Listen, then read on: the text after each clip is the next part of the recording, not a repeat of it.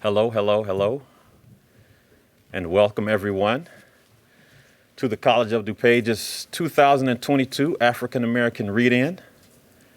And we are really excited because this is an opportunity where we get to exchange and we get to hear not only from authors and poets and those who have contributed to literacy and aspects of teaching and learning from the African American perspective, but we also get to share a little bit about ourselves at this time. And so what I'd like to do is give you a little bit of the background on the African American Read-In, how it was formed and what it's become, and then share a little bit about who will be participating in the Read-In this year at College of DuPage. So the National African American Read-In is a groundbreaking effort to encourage communities to read together, centering on African American books and authors. The Read-In was established in 1990 by the Black Caucus of the National Councils of Teachers of English to make literacy a significant part of Black History Month. Now, the College of DuPage's participation in the African American Read-In was introduced by COD's Africa and African Diaspora Committee well over 10 years ago. And then it was developed by our very own reference librarian, Jennifer Kelly, who I saw somewhere around here. And we want to, there's Jen. Jen, if you could wave your hand. We want to thank Jen, who has done a phenomenal job over the years, really building a strong platform to continue this important engagement in time of teaching and learning.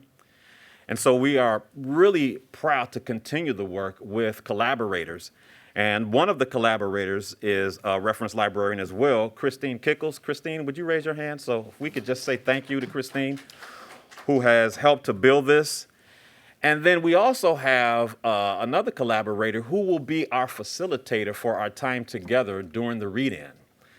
We're delighted to introduce our facilitator for the Read-In. She is a professor of justice studies who engages students, faculty and staff, and the community in issues of systemic racism, restorative justice, and equitable hiring practice. I know her to be authentic in her practice of inclusive excellence and a great colleague in this work. So we want to introduce our guide for our time together. I like to say our MC for this time together, Professor Taya Forrest. Now, before Professor Forrest joins us, I have the distinct pleasure to introduce our first reader for the African American Read-In. He continues to support the work of equity and inclusion at College of DuPage, and the Center for Diversity, Equity, and Inclusion appreciates his work in this effort. Our first reader is the president of the College of DuPage, Dr. Brian Caputo, who will be reading from the book entitled My American Journey by Colin Powell and Joseph E. Persisco. Dr. Caputo, if you will. Thank you, David, and thank you, Toya, for supporting this effort. Good morning, and thank you for joining us today at the college's annual African American Read-In. In my lifetime, I have lived among national figures who are somewhat respected and soon forgotten. And then there are universal leaders who are highly respected and never forgotten. General Colin Powell is one of those heroes who made a difference. He will forever remain a prominent historical icon in his roles as chairman of the Joint Chiefs of Staff and Secretary of State, serving in both positions as the first African American. General Powell led with courage and integrity. He also had an exquisite ability to lead with power and grace under fire. General Powell is one of my personal heroes. As I pondered what book I would highlight this morning, I decided to select a passage from My American Journey, a memoir written by General Powell. I have two passages for you. America was becoming more democratic, but I was plunged back into the old South every time I left post. I would go to Woolworth's in Columbus, Georgia, and buy anything I wanted as long as I did not try to eat there. I could go into a department store and they would take my money as long as I would not try to use the men's room. I could walk along the street as long as I did not look at a white woman. While we were training in the North Georgia mountains, the only black church was some distance away in Gainesville. I wanted to go to services on Sundays, and the Army thoughtfully provided me with a half-ton truck and a driver, a white corporal, to take me to Gainesville. There, I sung and swayed with the rest of the Baptist congregation. The next Sunday, the corporal pointed out that because he had to drive me to church, he could not attend services himself. Would it be all right, he wanted to know, if he joined me? The minister was a kindly man and said it would ordinarily give him great pleasure to have the corporal among his flock, but his presence in the black church might not sit well with the local white folks. It might be wiser if the corporal waited in the truck. What my father had feared, what Colonel Brookhart had warned me of, the reality I wanted to ignore, was forcing its way into my life. The lunatic code that made it wrong for two men to sit together in a house of God, or share a meal in a restaurant, or use the same bathroom. Racism was still relatively new to me, and I had to find a way to cope psychologically. I began by identifying my priorities.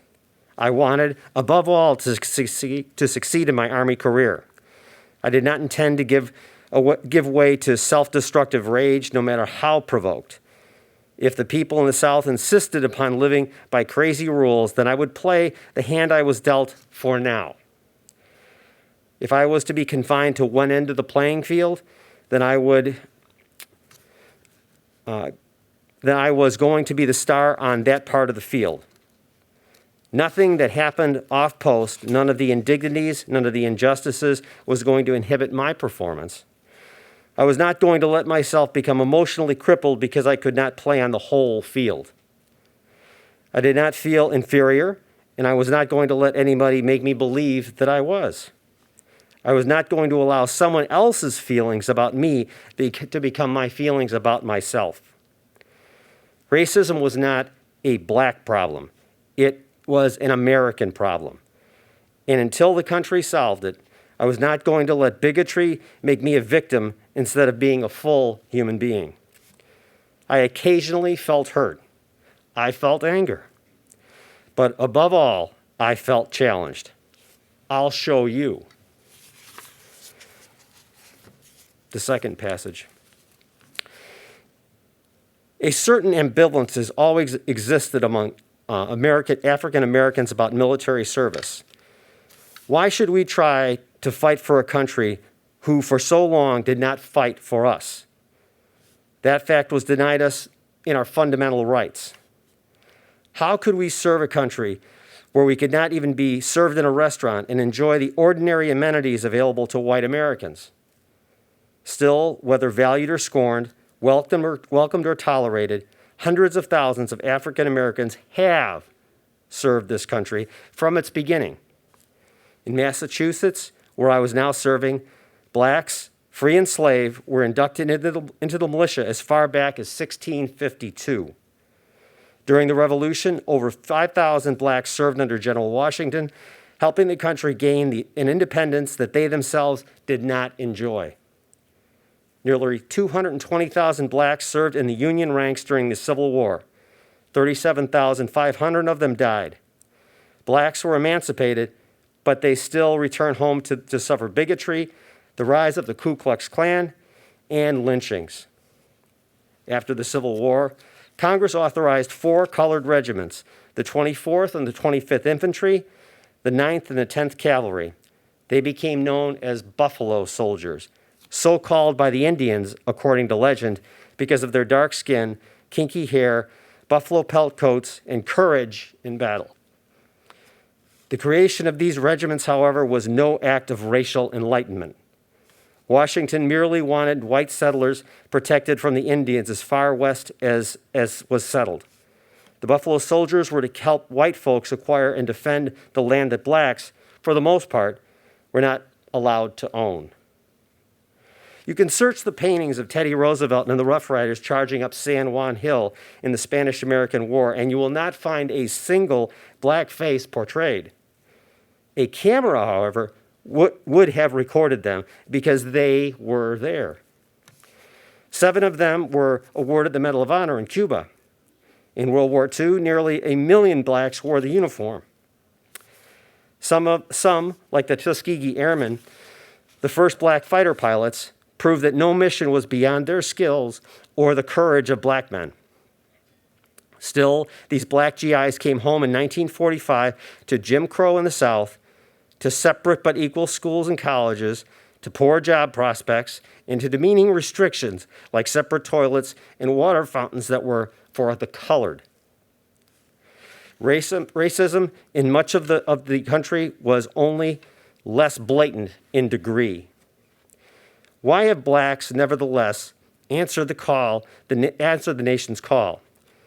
Why have they done so to exercise their rights as citizens in one area where it was permitted?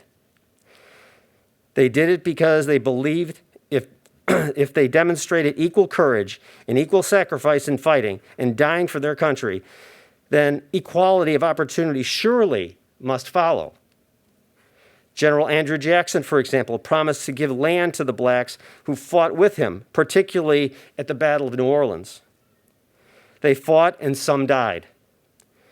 But when the shooting stopped and the danger had passed, they got nothing. Not until July 26, 1948, did Harry S. Truman sign an executive order ending segregation in the armed forces. If black Americans were to be allowed to die equally for their country, they finally would be permitted to serve equally in the military. I entered the Army only 10 years after that historic turning point. I still remember 2 of my closest friends in the infantry officers' basic course at Fort Benning, Don Phillips and Herman Price, the 3 of us standing next to each other at muster in alphabetical order, looking as if the Army were still segregated. Phillips eventually made full colonel and became the first black to command the Army's Honor Guard Regiment in Washington, D.C. Price went into medicine, became the Army's first chief cardiologist. Their careers and that of other black officers like Ranger Kofi, who became the military aide to President Richard M. Nixon, benefited from the fact that gets too little recognized. The Army was living the democratic ideal ahead of the rest of America. Beginning in the 50s, less discrimination, a truer merit system, and a leveler playing field existed inside the gates of our military posts in ways that they did not exist in any Southern City Hall or Northern Corporation. The Army, therefore, made it easier for me to love my country with all its flaws and to serve her with all my heart. Thank you.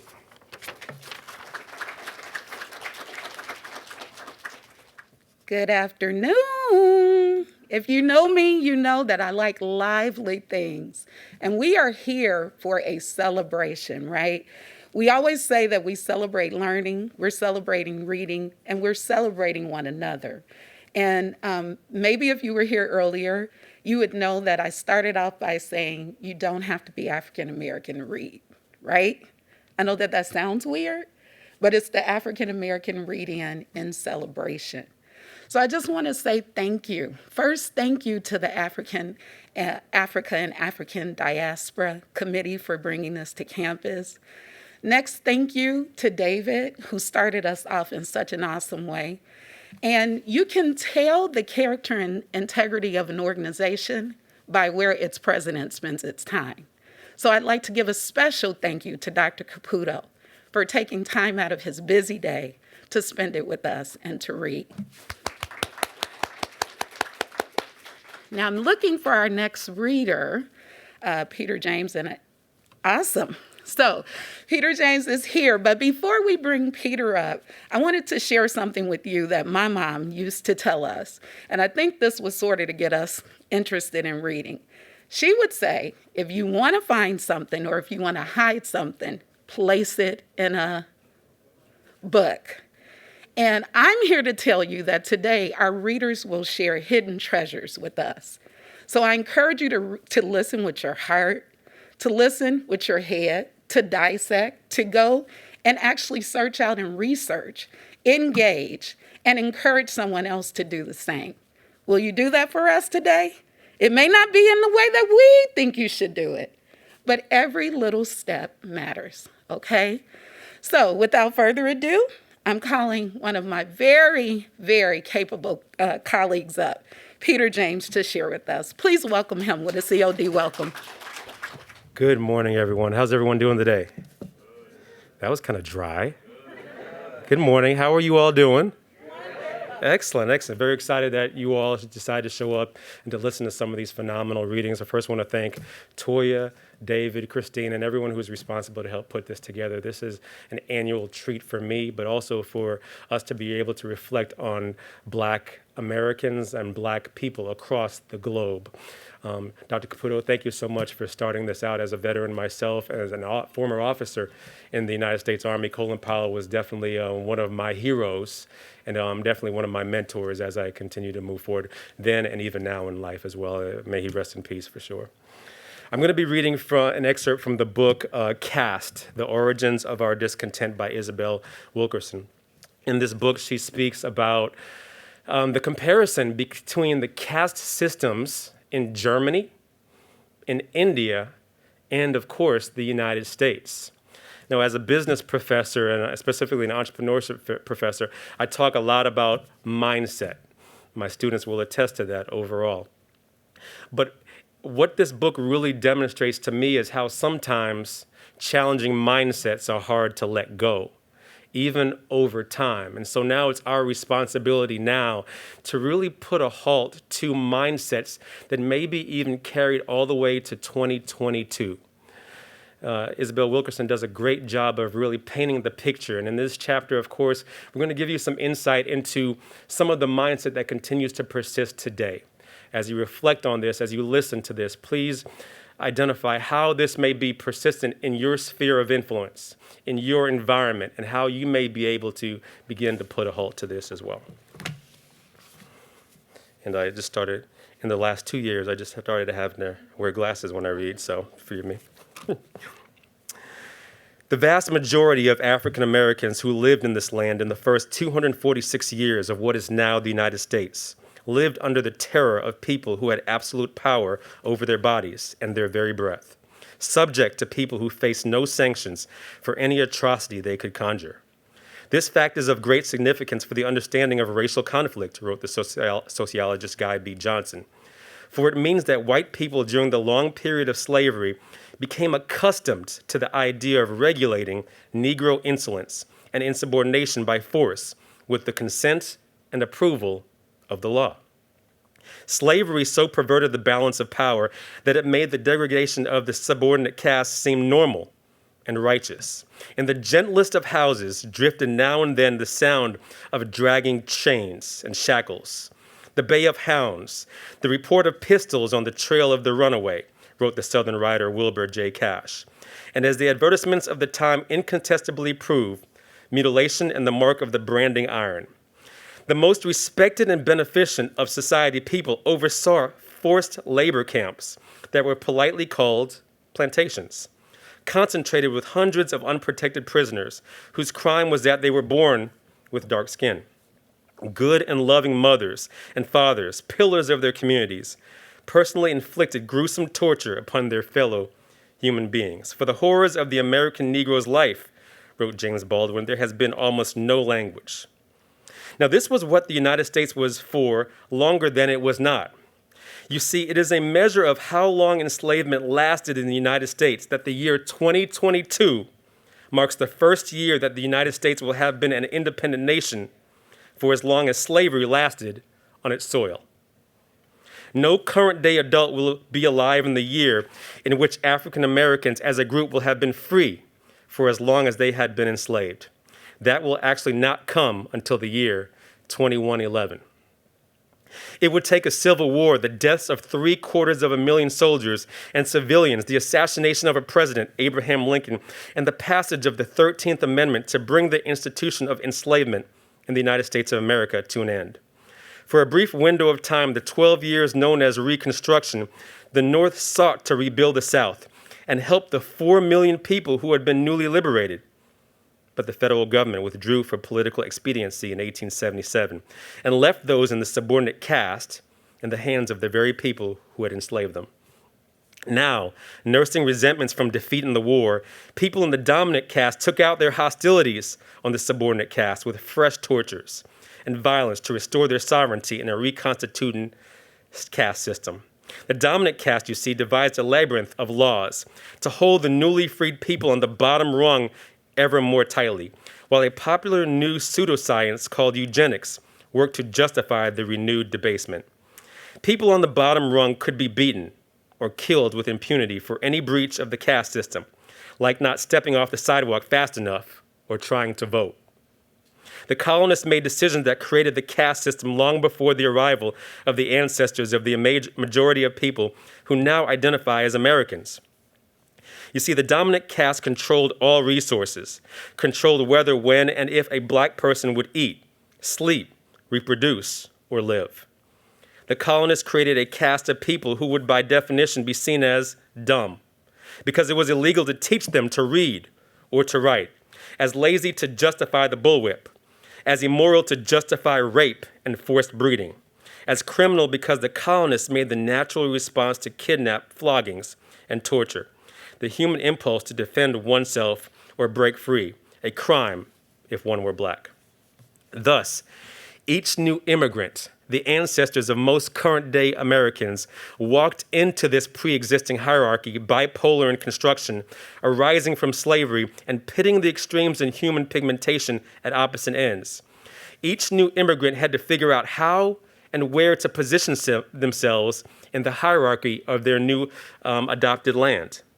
Oppressed people from around the world, particularly from Europe, passed through Ellis Island, shed their old selves and often their old names to gain admittance to the powerful dominant majority. Somewhere in the journey, Europeans became something they had never been or needed to be before.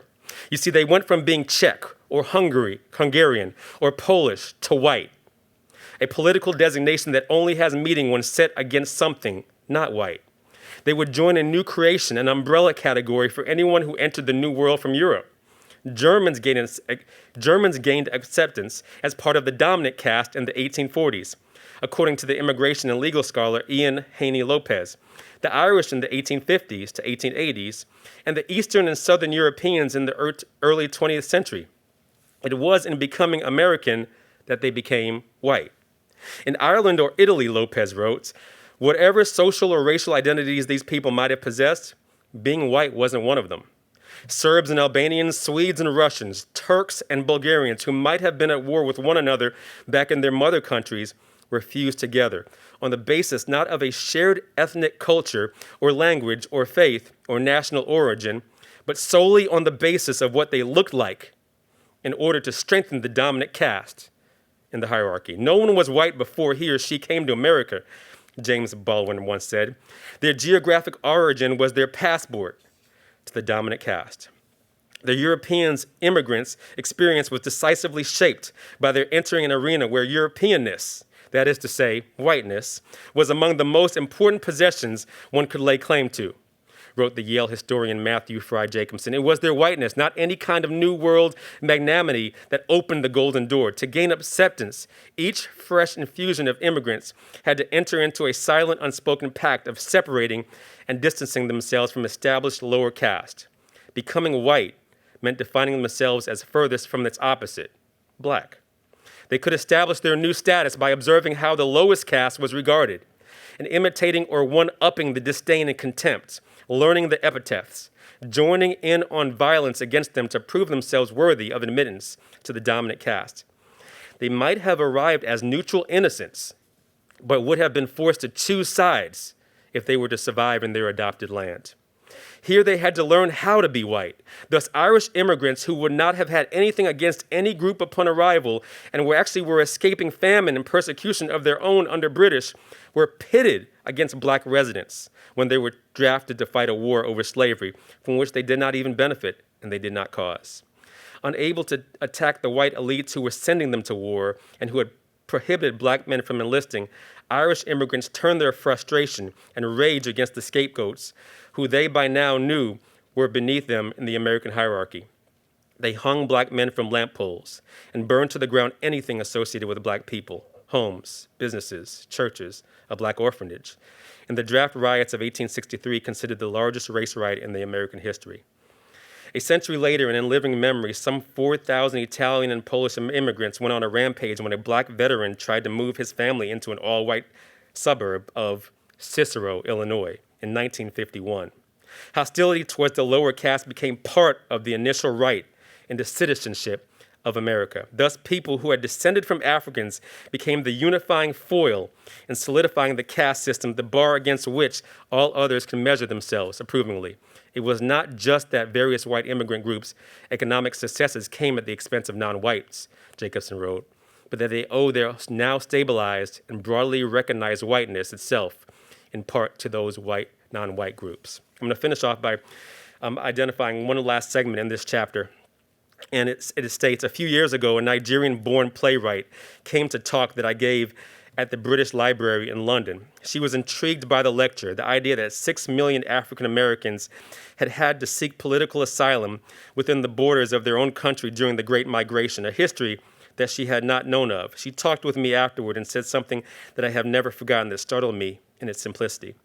She said, there are no black people in Africa, she said. Most Africans weaned on the myth of drawable lines between human beings have to sit with that statement. It sounds nonsensical to our ears. Of course, there are black people in Africa. There is a whole continent of black people in Africa. How could anyone not see that? You see, Africans are not black. They are Igbo and Yoruba, Iwe, Akan, Debele. They are not black. They are just themselves. They are humans on the land. That is how they see themselves, and that is who they are. What we take as gospel in American culture is alien to them, she said. They don't become black until they go to America or come to the United Kingdom, she said. It is then that they become black. It was in making of the new world that Europeans became white, Africans, black, and everyone else, yellow, red, or brown. It was in the making of the new world that humans were set apart on the basis of what they look like, identified solely in contrast to one another, and ranked to form a caste system based on a new concept called race. It was in the process of ranking that we were all cast into assigned roles to meet the needs of the larger production. None of us are ourselves. Thank you. One of my favorite parts about working at the College of DuPage is being surrounded by wonderful, beautiful minds. I don't know if you've ever heard of the movie Beautiful Mind. You should check it out if you haven't. But I'm surrounded daily, and it's a real blessing, by beautiful minds. I did not speak of this one beautiful mind earlier, and it was because I wanted her to have her own segment. She is relentless in making sure the rest of us stay in line and do what she knows that we can do. She pushes us, she presses us, and she expects more excellence. This program would not be here in the way that it is without her. So I want to just give full deference to reference librarian Jen Kelly. Can you just give her a clap whether she's here or not? She needs to know we love her. She is a diamond.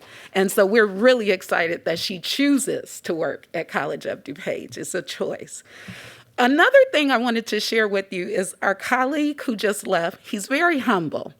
But one of the things that we want to do throughout this series is actually highlight some of our colleagues if they chose to share some of their writings.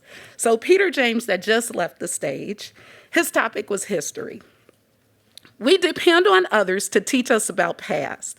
In grade school, it was our teachers. In college, it was our professors and our textbooks.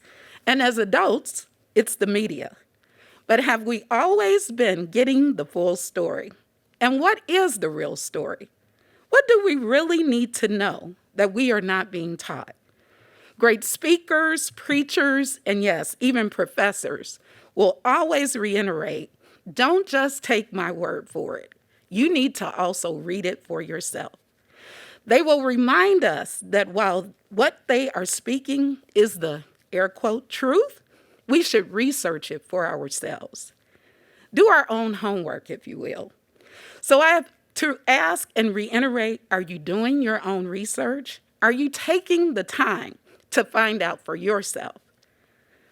Because there are two sides to every story, and human interpretations can be biased. If you're not doing your own research, then you're just accepting public opinion or what others are telling you. You are blindly trusting. This month is Black History Month, and it serves as the ideal example of what we don't know about what we don't know.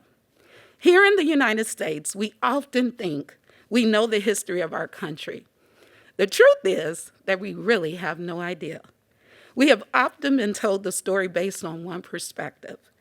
In your quest for historical clarity and transparency, or just information about a certain topic, I encourage you to examine all perspectives in order to begin to learn what you don't know. And more than any other time of the year, February presents the opportunity when both information and education can abound. Happy learning.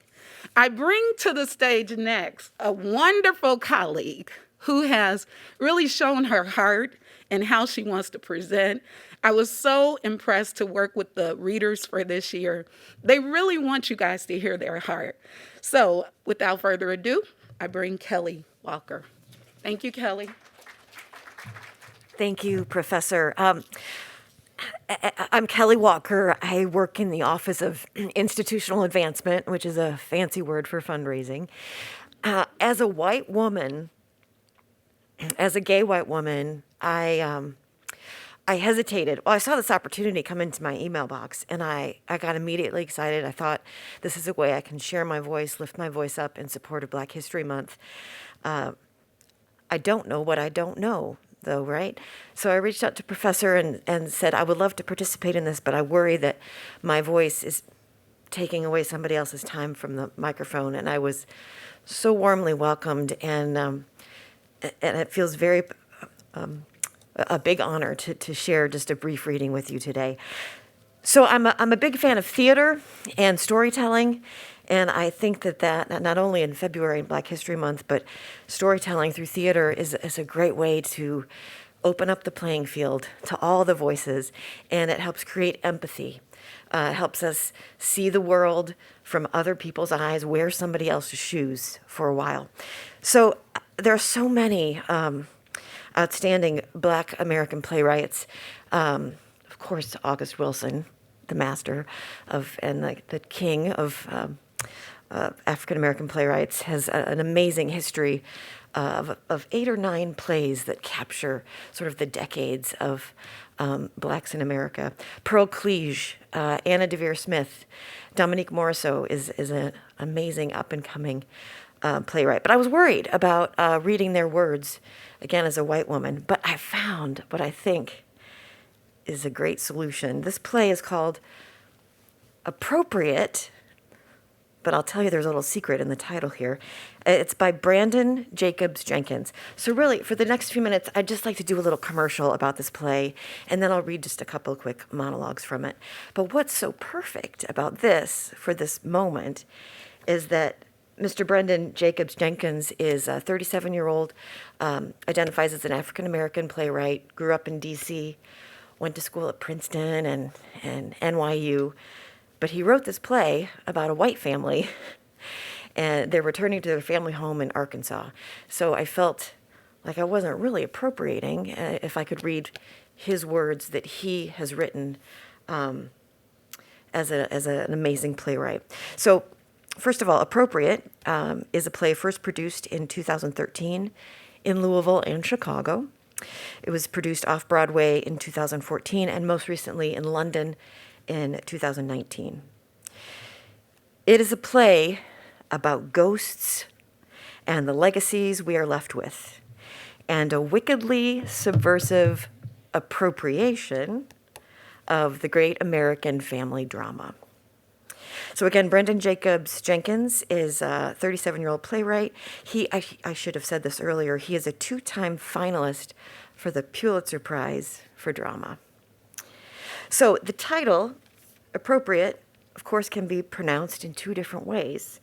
Definitions are provided at the top of the script, but if you pronounce it appropriate, it means suitable or fitting, belonging to a person, proper. Appropriate is to take for oneself, to take possession of, sometimes without permission, to seize or steal. And what's brilliant about this play is both of those definitions work for the themes of this play.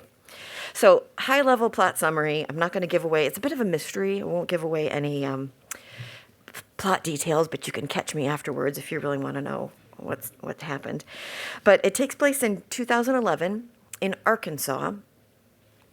The Lafayette family gather at their late father's family home in Arkansas to bury the hatchet. It's the playwright's phrase, not mine, but to sort of work through some of their own family dysfunction and prepare for the estate sale of this former Southern homestead.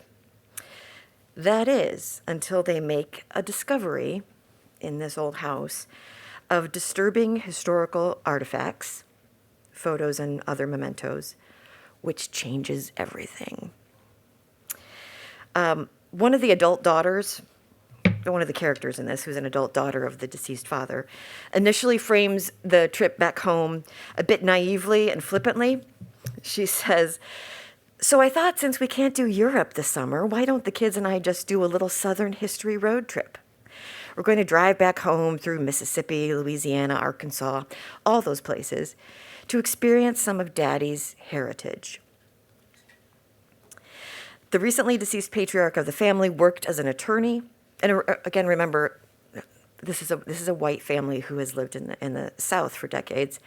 So the deceased father worked as an attorney with supposedly liberal leanings and kept the historic family home in Arkansas. The discovery of these disturbing historical artifacts opens up the questions, the main themes of the play, right? How well do we really know our ancestors and our relatives? How our past and present collide? And what is our personal responsibility and accountability to meshing the past and the present? I just want to read three real quick critical responses to the play. Brandon Jacobs Jenkins appropriates the classic American family drama with results in both gravely serious and mordantly funny text. He pushes everything to the limits. And then the deftly crafted blend of shocking exaggeration and believability, politeness with fury, make appropriate land with the kind of thump you rarely encounter in the theater that was said about the Chicago production.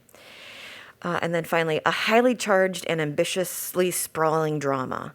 There's no denying that Jacobs Jenkins is one of the rising stars in American theater. Okay, so just a couple real quick passages from it.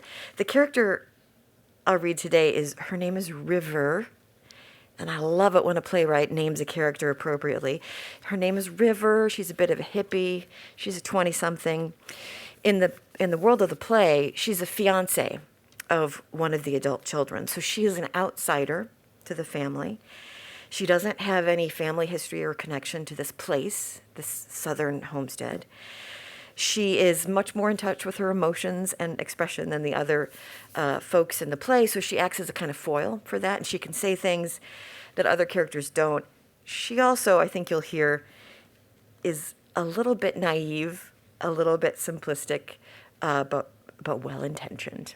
So I'll leave it with that. River says, "Science can't explain everything.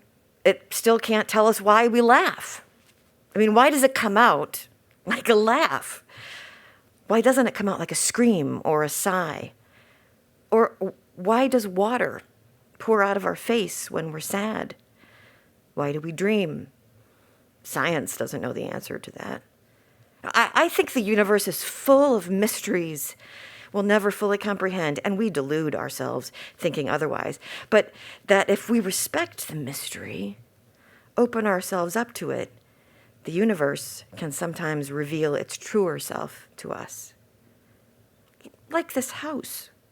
A house this old can hold all sorts of things, not just ghosts, bad energies, memories.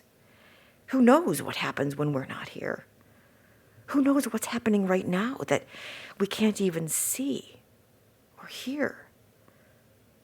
The problem is we don't listen, or we've forgotten how to listen. Like maybe this house is trying to say something to us right now. Listen. What's it saying?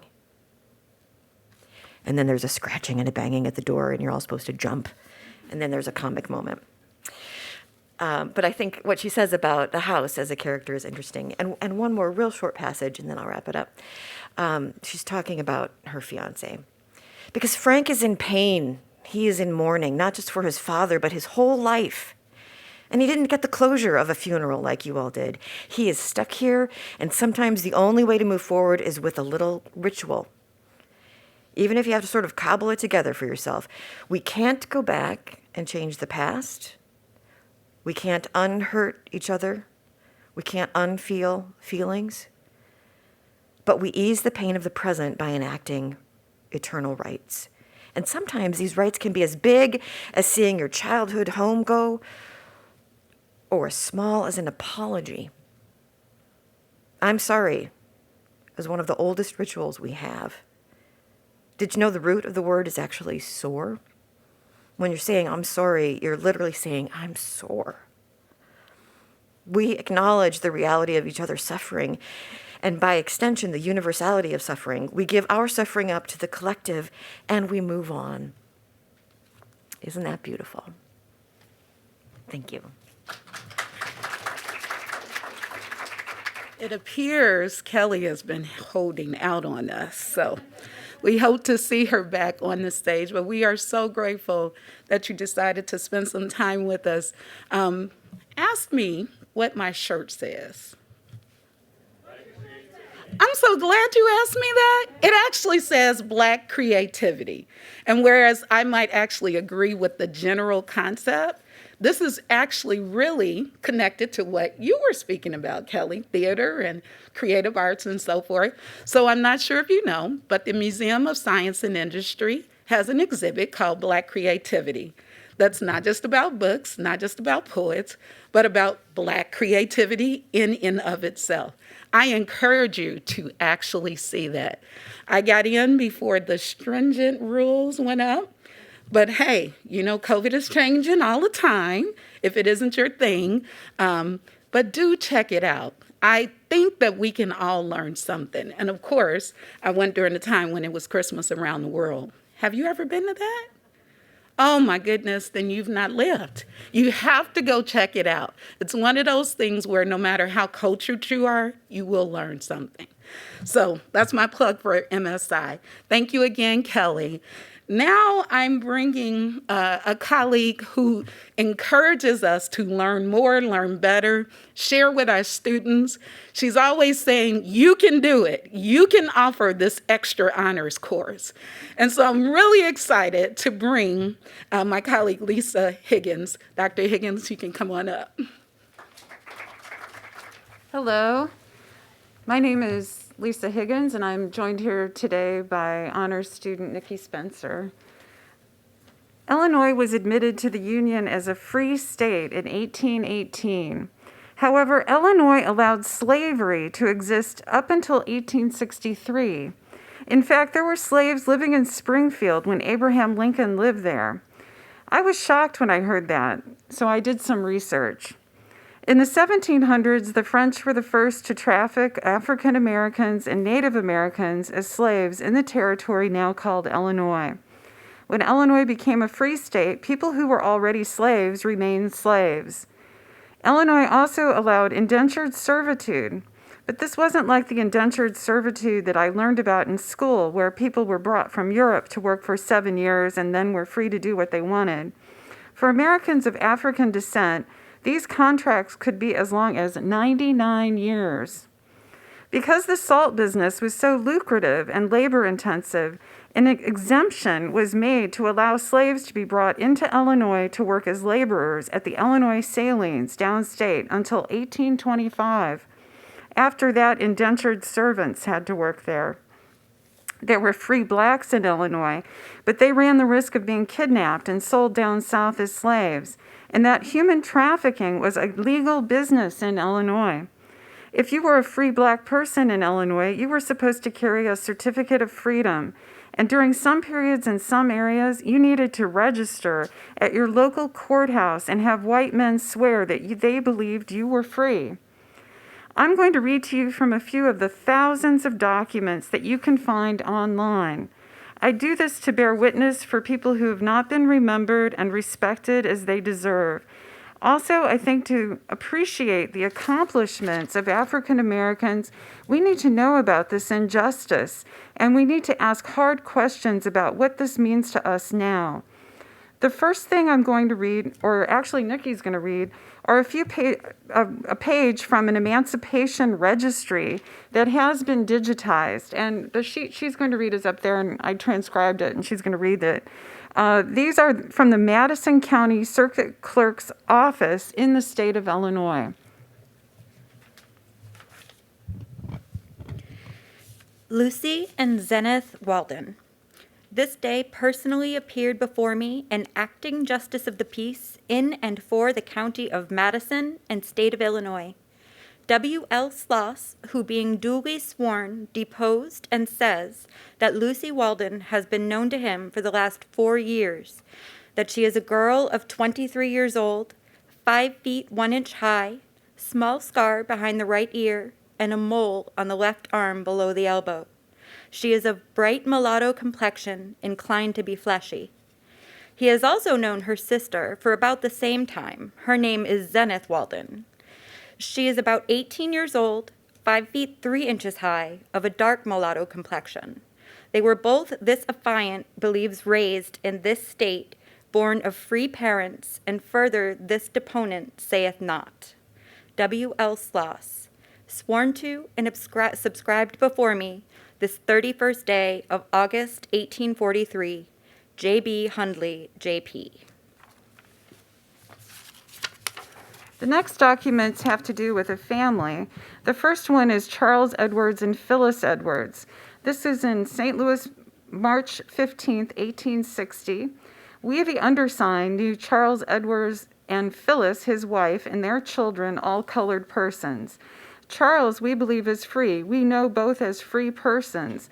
They passed as such for more than 10 years in Alton. They were of good moral character, industrious and honest. We believe they were free and still are so. They lived in Alton, Madison County, Illinois, and we knew them there for more than 10 years as free persons of color. Signed, B.F. Edwards of St. Louis, Missouri, G.S. Sidway of Alton, Elias Keebert of Alton, William G. Pinkard of Alton. And then the next documents that go along with this family. This day personally appeared before the undersigned W.L. Sloss, who upon his oath states that he knew the within named women of color for more than 15 years, and Charles Edwards and Phyllis, their father and mother, for more than 20 years, that they always passed for free, and he believes they were so. Mary, age 30, is 5 feet 4 inches high, has a scar on the back of the right hand near the wrist. She is of a dark olive complexion. Eliza, age 26, is 5 feet 3 inches high, has a scar made by a cut across the right eyebrow, also a cut on the upper lip, dark olive complexion. Adeline, age 24 years, is 5 feet 5 inches high, is scarred by a cut across the right eyebrow, dark olive complexion. Emily, age 20, 5 feet 2 inches high, scarred by a cut on the right side of the chin made by a cut. And further this deponent saith not. W.L. Sloss, sworn to and subscribed before me the 17th day of March, 1860, John A. Pinkett, clerk, state of Illinois. The following are indentured servant contracts that are recorded in the Illinois Servitude and Emancipation Records of the Illinois Secretary of State's office. You can search these online. December 25th, 1809, Christmas. Removed from Livingston County in Kentucky, name of servant Bob, name of other party Nathan Davis, Randolph County, Bob is male, Negro, 12 years old. Length of indentured servitude, 23 years.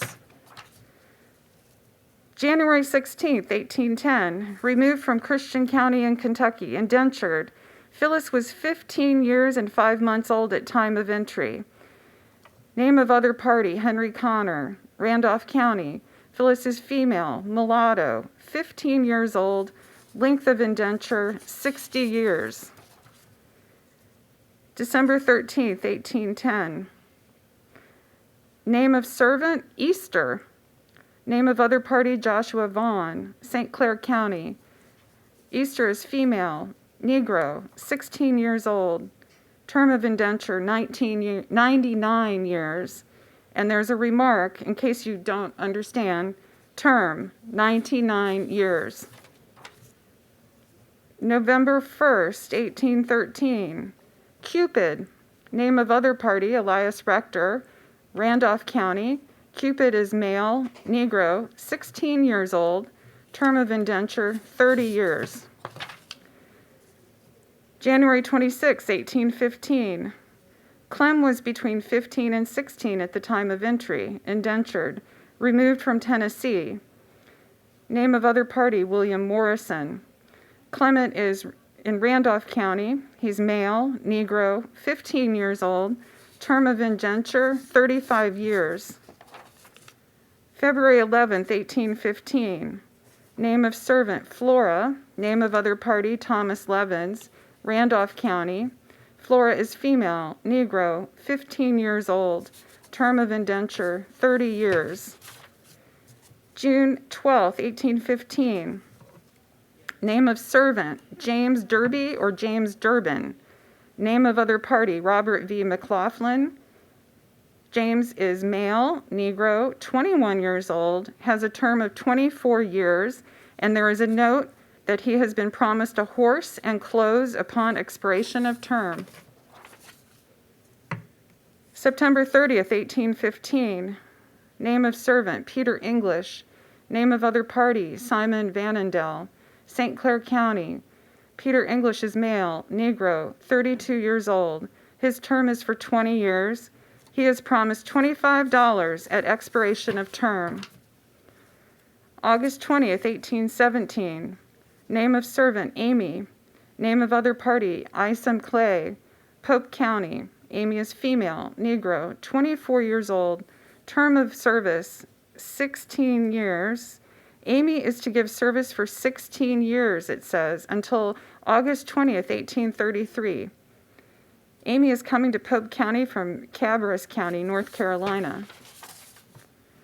December 8th, 1817. Name of servant, Dilsey. Name of other party, Francis Pulliam, Madison County. Dilsey is female, Negro, 24 years old. Term of service, 99 years. December 24th, 1817. Fanny was brought to the Illinois Territory by James Gray. Madison County. Fanny is female. Race is listed as mulatto. She's 22 years old. She has a term of 50 years. December 5th, 1818. Delilah. Name of other party, Tilgham H. West. St. Clair County. Delilah is female. She is listed as Negro, 19 years old. She has a term of 6 years. And there's a note that she is promised clothes, a bed, and a spinning wheel at end of term. Thank you. One thing I will say, coming behind Dr. Higgins, just very briefly, this is why we say in constitutional law, because my class is here, the 13th Amendment did not abolish slavery. The 13th Amendment made slavery unconstitutional. So it's all about the indentured servant. We have you. We'll teach it at a later time. But thank you for whetting our appetite. That was really empowering and overwhelming all at the same time. I'd like to invite to the stage a woman who really needs no introduction. When you meet her, it's almost as if you've known her forever. She makes sure of that. And I recently found out, I shouldn't say recently, I should have known because she comes from that legal mind, right? And so we connect up in a lot of ways. But I'm excited to have her read. One of our trusted colleagues, Joan DiPiero. Please welcome her. As you know, my name's Joan DiPiero. I am the Community Engagement Specialist at College of DuPage, which means I get to liaise with our community. I do a lot of outreach. I'm honored to be part of this event. When I was younger, my parents taught my siblings and me about proper social etiquette. Part of that lesson was knowing what was acceptable topics in a social setting. You may have heard the 3 topics you're not supposed to speak about: religion, politics, and money. Well, that blows it for me because why talk?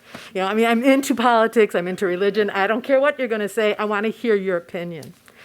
But I listened to my parents. I was a good girl. However, my parents also taught us nothing was taboo at our family dinner table. So that was where we learned our life lessons. We knew we could say anything and be honest, albeit uncomfortable at times, and the discourse around the table was open and accepting.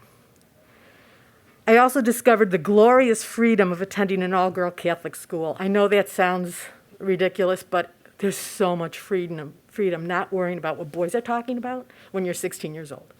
So that was great. I went to Nazareth Academy when it was all girls. No topic was off limit between our faculty or the students involved. I trusted my friends and classmates to be honest and open. Different viewpoints helped us grow. It is with this in mind that I chose to read from Savala Nolan's article on having tough conversations. Savala Nolan is an African-American writer, speaker, and lawyer. She is executive director of the Thelton E. Henderson Center for Social Justice at the University of California, Berkeley School of Law, where she has spearheaded the creation of a race and law concentration and successfully endowed a new racial justice fellowship. In addition to leading the Henderson Center, Nolan is a member of the Equity and Inclusion Committee at Cal Berkeley. She's the author of Don't Let It Get You Down, Essays on Race, Gender, and the Body, and has written features for Time, Harper's Magazine, NPR, and Forbes. She's a regular keynote speaker and panelist on social justice issues, including implicit bias, structural racism, understanding whiteness, and the importance of social justice work for all lawyers. I chose this article because of its call to have open and honest conversations. We all have personal stories, and many of us have experienced hesitancy, confusion, and misunderstanding when broaching any difficult topic with friends, family, or just classmates. I hope that this article encourages you to welcome dialogue, to help us heal and progress as a people, for as the late Desmond Tutu observed, there's no future without forgiveness. The article's titled, "It's Time for White People to Have Tough Conversations with Their White Friends and Relatives." I recently had dinner with a white friend. He mentioned having completed the Me and White Supremacy workbook, Layla F. Syed's extraordinary set of exercises for people who hold white privilege and want to interrogate its role in their lives. How was it, I asked, sipping my wine. Exhausting, he proclaimed. And it is exhausting, the slow, painstaking, write-it-down process of examining how racial hierarchy shows up in one's conscious and unconscious beliefs, in one's desires, fears, friendships, and communities. The upshot was that he was doing the work. I was happy, and being a person of color, relieved. I also immediately wondered whether he'd insisted that his white members of his social circle, his friends, spouse, parents, and siblings, do the work too. But I didn't ask. I was afraid to learn that he hadn't. I know a lot of white people. A lifetime of private schools, 3 years at an elite law school, a job in academia, a house in the suburbs, my own family. I'm surrounded. The vast majority of them are progressive and, as the last couple of years, eager to be allies. They bought books, and they bought them from black-owned bookstores. And they read them with pens in their hands. And God bless them for it. I applaud them, and I don't take their willingness for granted. But very often, these white people and their efforts disappoint me. They frustrate me. They make me mad. They disappoint and frustrate and sadden me because their work, as earnest and crucial as it is, frequently fails to demand the participation of white people with whom they have the tightest, most honest, most intimate relationships. Their husbands, their parents, their wives, their children, their best friends, the people with whom they have the most currency, the most likelihood of creating a long-term trajectory of change. The people who are most exposed and connected to their desires and fears, their conscious and unconscious beliefs, their choices and preferences, the hard wood of the very racial hierarchy they say they want to address. Time and again, I've observed white people approach the work with heartfelt intensity, but no clear, persistent will to spread it to the most significant white people in their lives. Doing the work gives them a feeling of participation on the right side of history, of having their grip on the moral arc without actually requiring them to rock their most significant boat, the one packed with family and friends. To be fair, even doing the work alone does require something, sometimes a lot. But how much does that encounter generate in terms of tangible change if you don't push your fellow white Americans to commune with their shadow sides too? Because here's the truth. Whiteness is not a solitary state. Whiteness is a system. Whiteness is a social phenomenon, as in communal, collective, community-based, and often family-based. Whiteness is rooted in relationships. Its habits and behaviors are only so powerful because they're enacted by many white individuals together at the same time and across time. If you want to untangle the net, you have to work in tandem with other white people. A white person who does the work in isolation is like a pianist playing in a sealed room. They hear the music, and that's great. They may be personally transformed, but they shouldn't expect the world to start dancing. And what a loss.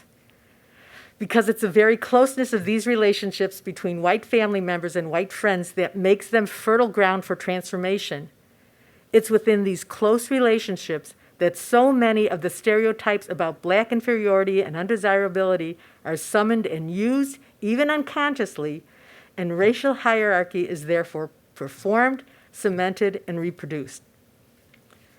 I'm not naive. I get it. It is also the closeness, the primacy of these white relationships that makes messing with them risky.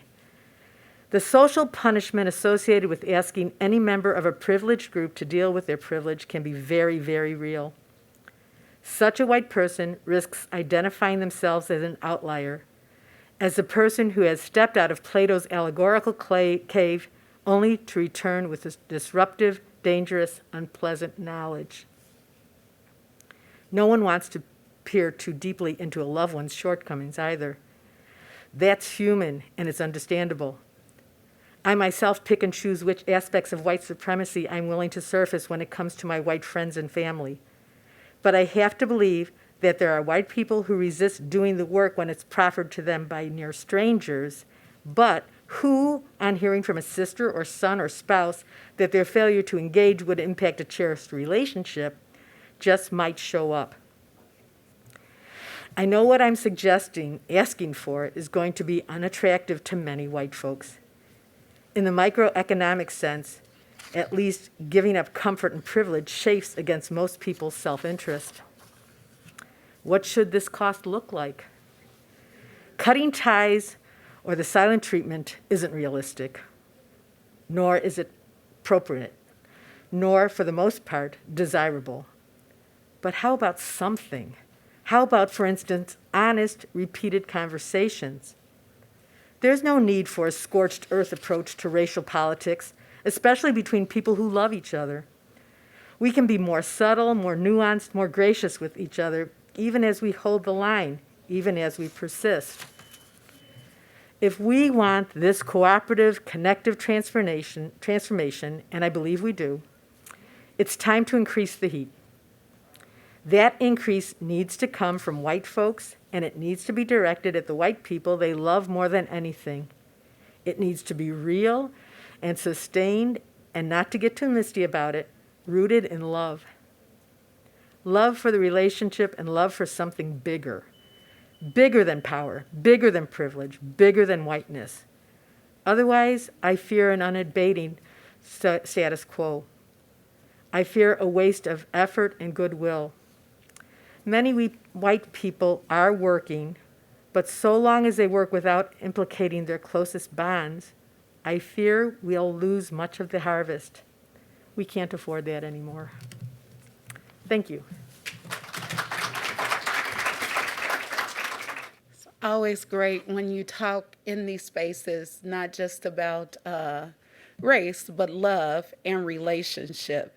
And so I'm so grateful that you brought that to the forefront. And I wanted you to know that something that you may not be aware of is the Dewey Decimal System. You guys aware of that? We're in a library, so I thought I would mention it. But Dewey's love for books drove him to create that system. I'm going to encourage you to do the research to see what else went with that and how we had to transform it. But I do want you to know he had a love for books. He had a love for some other things, maybe the ladies too. But I'm just saying, do your own research and find out. I'm really excited about these next segments. Not that I wasn't about the previous, but we all interpret words a different way. And so the next couple, 2 to 3 persons that we'll bring to the stage is doing it in a different way. And they all thought it was so, astronomical or just, out of the ordinary. And I thought extraordinary is what we need. So without further ado, I'll bring up our esteemed colleague, Kathy Bond, to share with us. Thank you, Kathy. Yep, welcome her. Thank you, everyone. I am so excited to be here.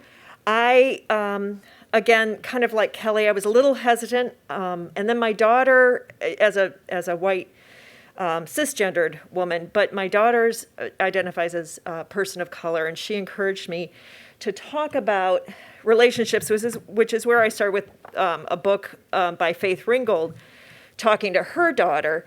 And I suddenly realized that I really just want to honor this woman. She's 91 years old. She's been making art for 70 years. And so what I'd like to do is I want to go through some of her early work. She was born in 1930 in Harlem, right at the end of the Harlem Renaissance, where there was a great art movement.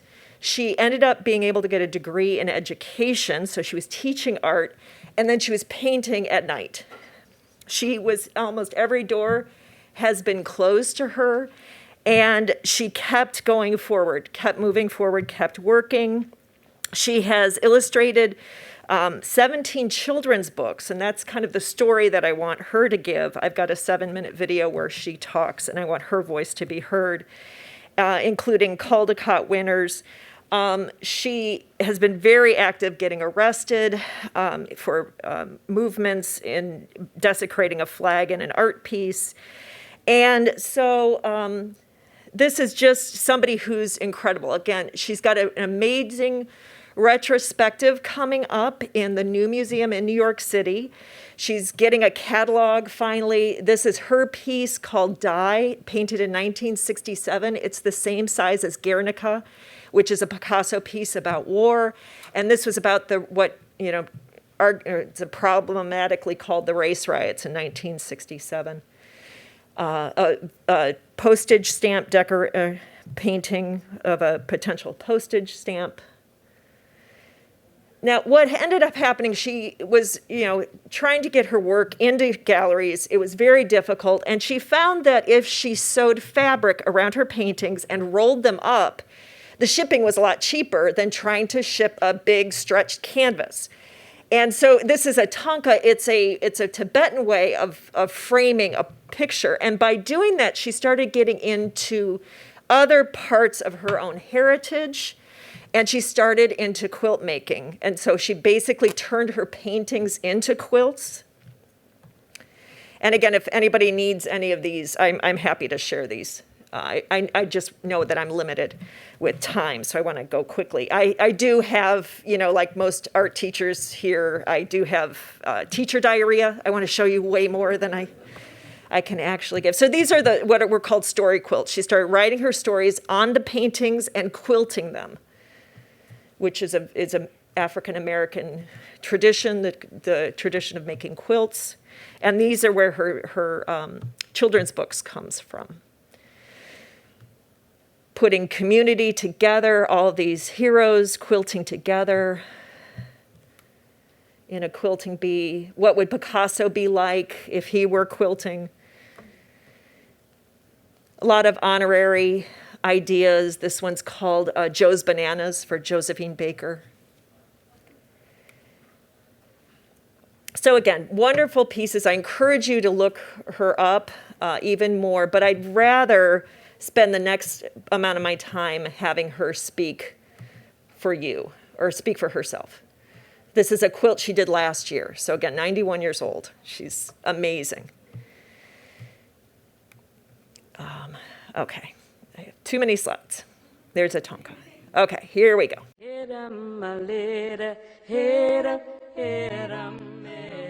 Well, of course, you should not ever make something as an artist or even as a writer that is outside of your experience.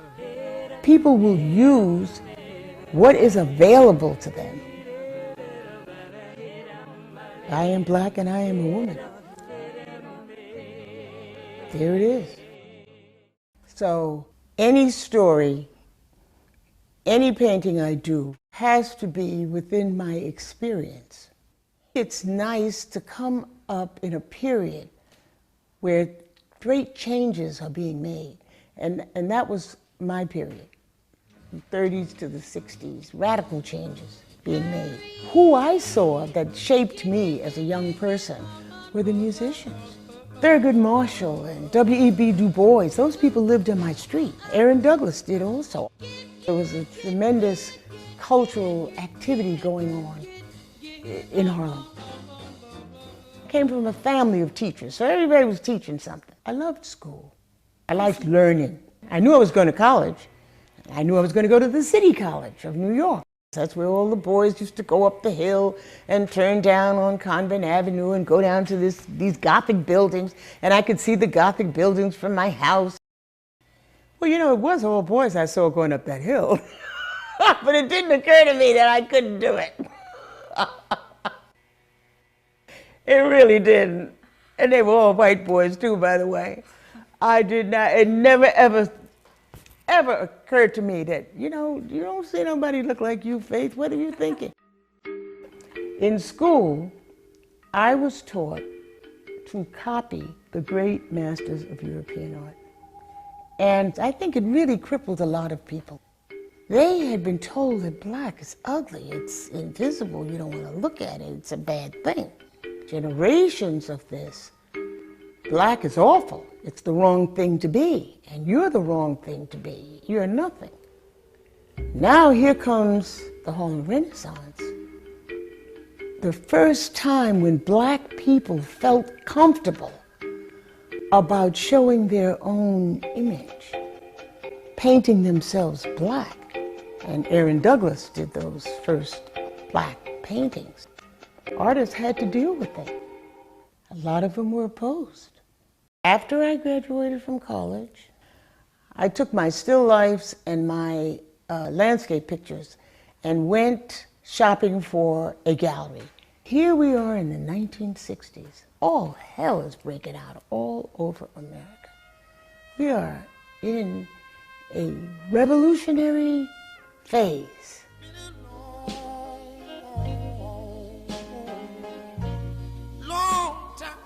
But I know change has gotta come now. Things will never ever be the same in America. And I say to myself, you're taking a European theme and making still life and landscapes? You are in the middle of all this? You can't do that. I said, I can't.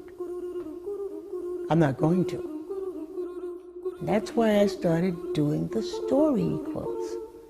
There's a history of quilt making and sewing and teaching right down through the family. My great-great-grandmother, Susie Shannon, was a quilt maker and also survived slavery.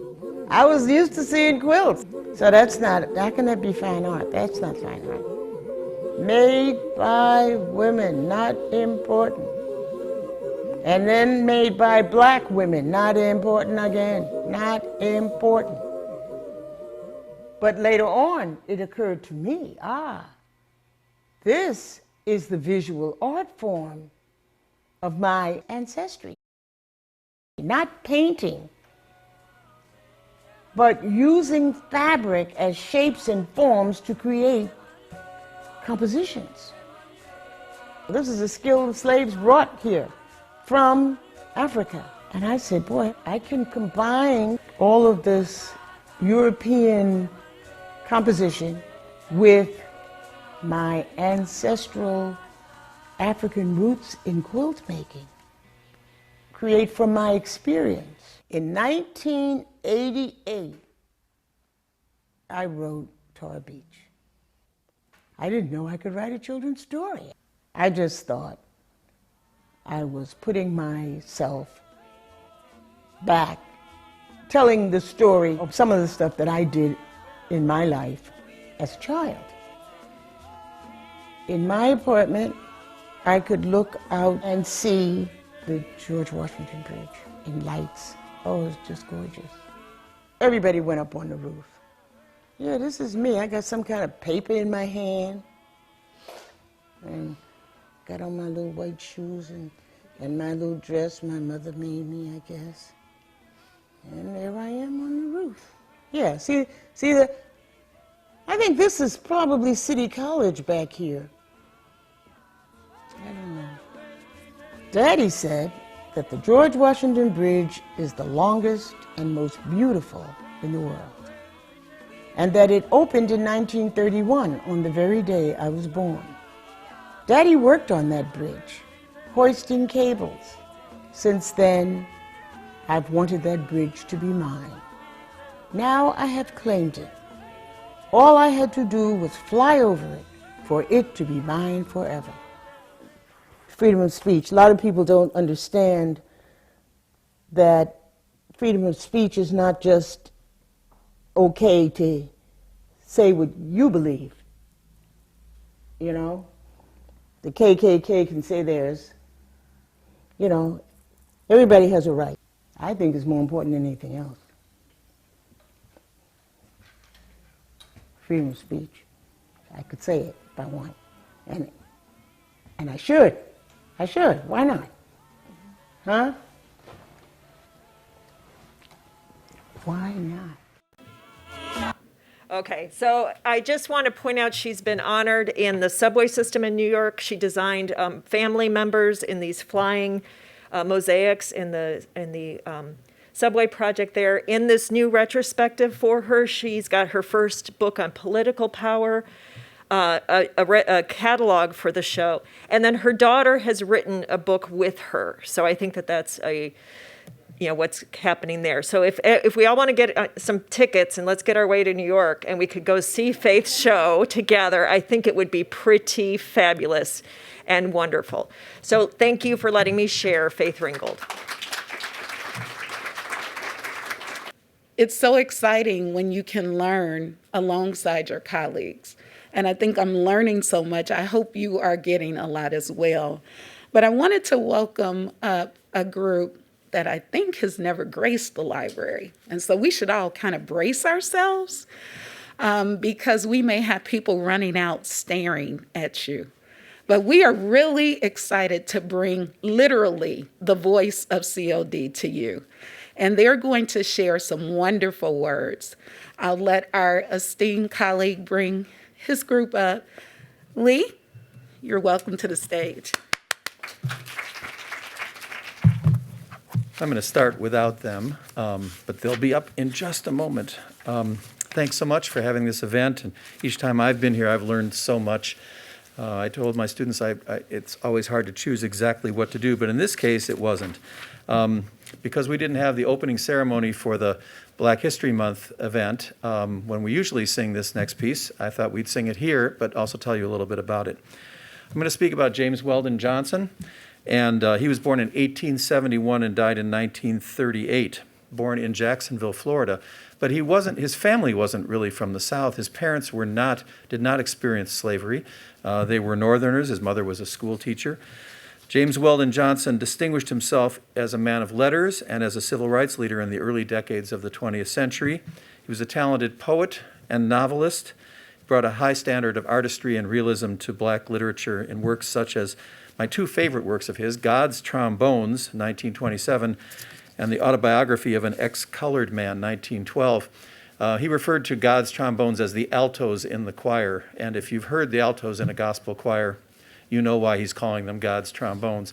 It's a 7-essay book that I think has magical things to say about the relationship of religion and music and poetry. He was a pioneer in studies of black poetry, music, and theater in the 1920s. He introduced many people to African American literature and its creative spirit. Particularly as they had experienced African American literature through the minstrel show and dialect poetry. We would call those distortions. He was the head of the NAACP for about 10 years in the 1920s, led civil rights campaigns. He was not only a poet and a novelist, but he was a teacher, he was a principal, he had an education degree, he had an English degree. He founded the Daily American, the first black-oriented daily newspaper in the United States. He was also the first, because he hadn't done enough with his life, he was the first black lawyer admitted to the Florida bar since Reconstruction. A true Renaissance man.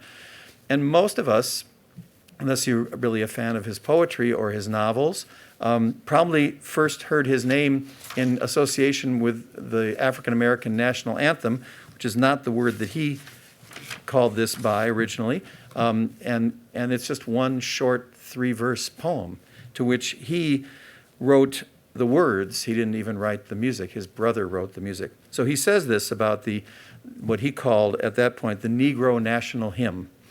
A group of young men in Jacksonville, Florida, arranged to celebrate Lincoln's birthday in 1900. My brother, J. Rosamond Johnson, and I decided to write a song to be sung at the exercises.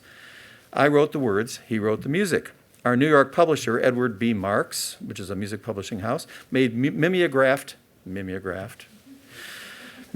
copies for us, and the song was taught to and sung by a chorus of 500 colored school children. Shortly afterwards, my brother and I moved away from Jacksonville to New York.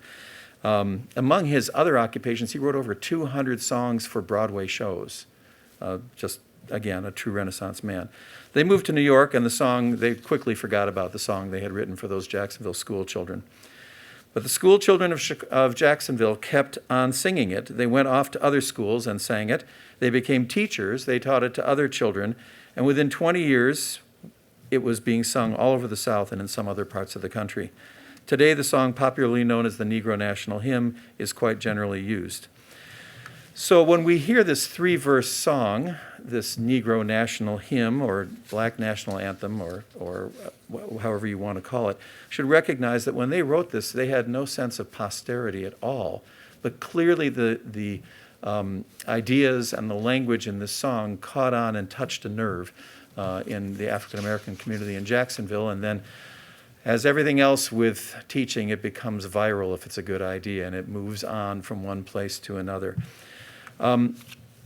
Some of you know that I also compose music on occasion when I'm not teaching, and one poem that I found of James Weldon Johnson's, I set to music about 2 years ago. It'll be premiered in May here at the college because the pandemic stopped its premiere. So this is a poem of his that has nothing to do with the national anthem we're going to hear, but I think it gives you an idea of one of his other creations. Sometimes the mist overhangs my path, and blackening clouds about me cling, But oh, I have a magic way to turn the gloom to cheerful day. I softly sing. And if the way grows darker still, shadowed by sorrow's somber wing, with glad defiance in my throat, I pierce the darkness with a note and sing and sing. I brood not over the broken past, nor dread whatever time may bring. No nights are dark, no days are long, while in my heart there swells a song, and I can sing. That's James Weldon Johnson, and now we are going to sing.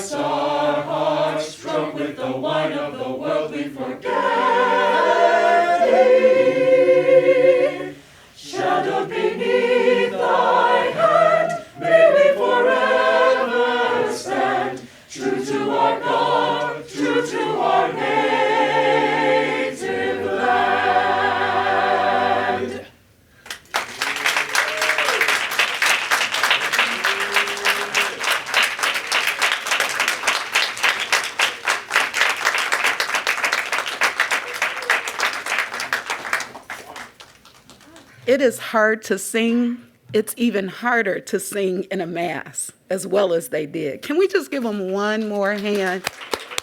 We are all about our students here. And when they desire to do that, we want to celebrate them. So Lee, I thought, I can't sing. And you said it's only by audition, but I'm excited. Does passion count? Yes. It does, okay, but I still can't get in, is what you're telling me. I can catch that. Well, we have heard from so many wonderful people. Our next colleague that we'll bring up, and we have some students that we really want to highlight as well, is Professor Moorhead. He is a real friend. You know someone is a friend when they not only let you ask them questions, but then they let you ask their wife questions.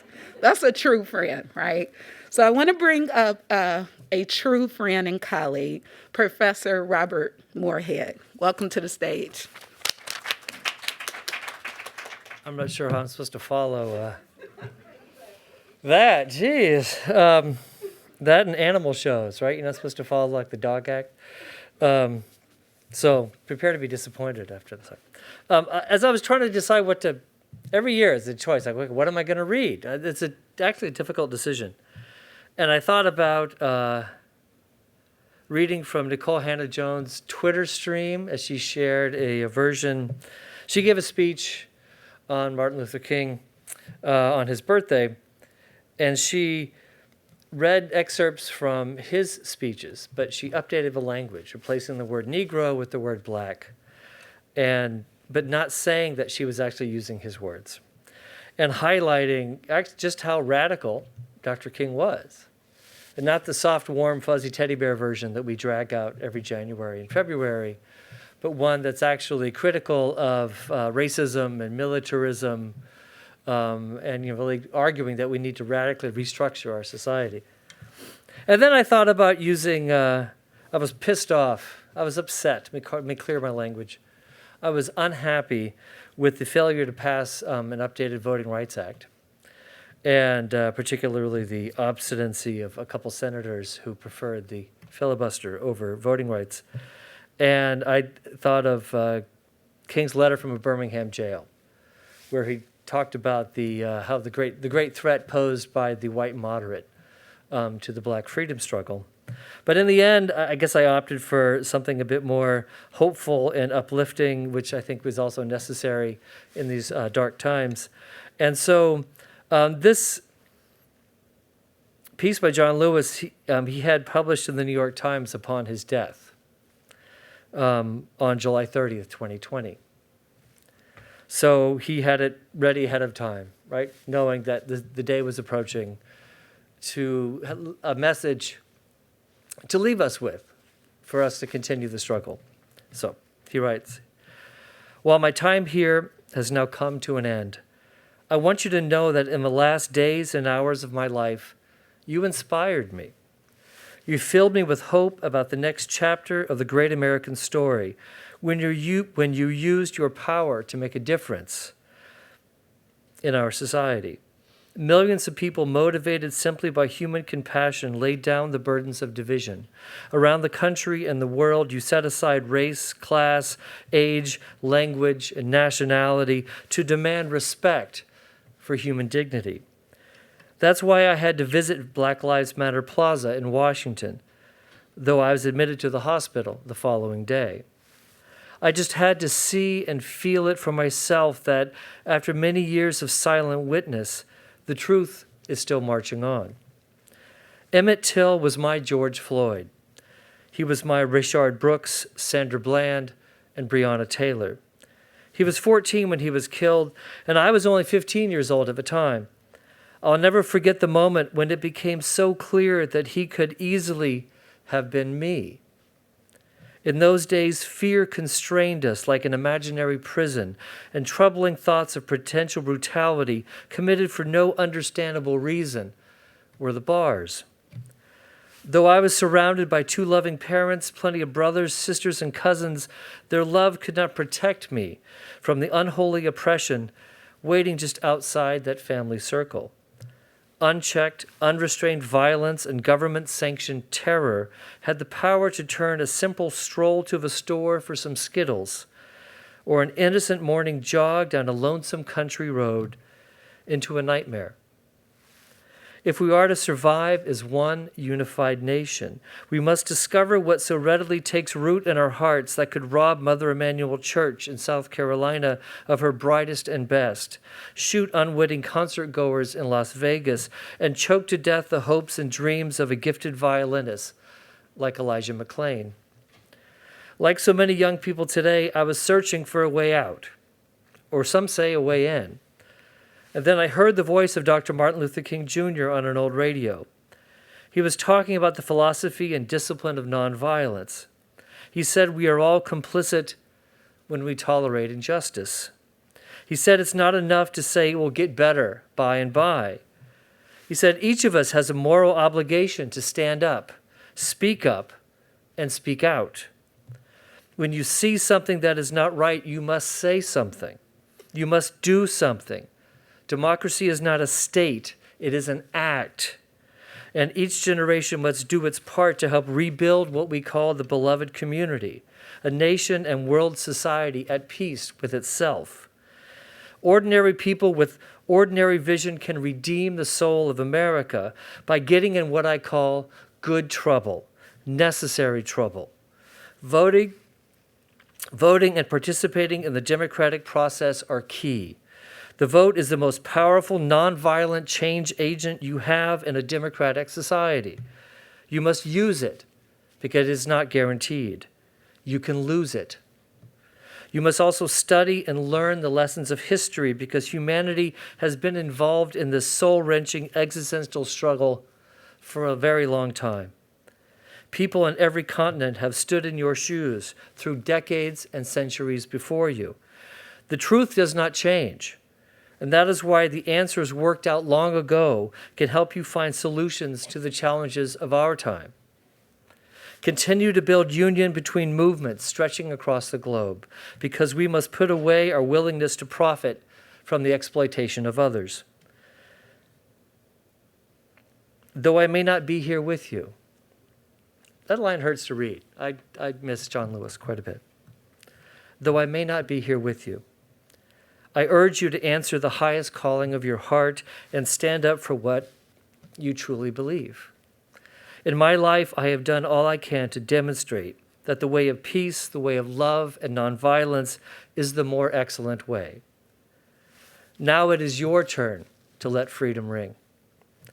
When historians pick up their pens to write the story of the 21st century, let them say it was your generation who laid down the heavy burdens of hate at last, and peace finally triumphed over violence, aggression, and war.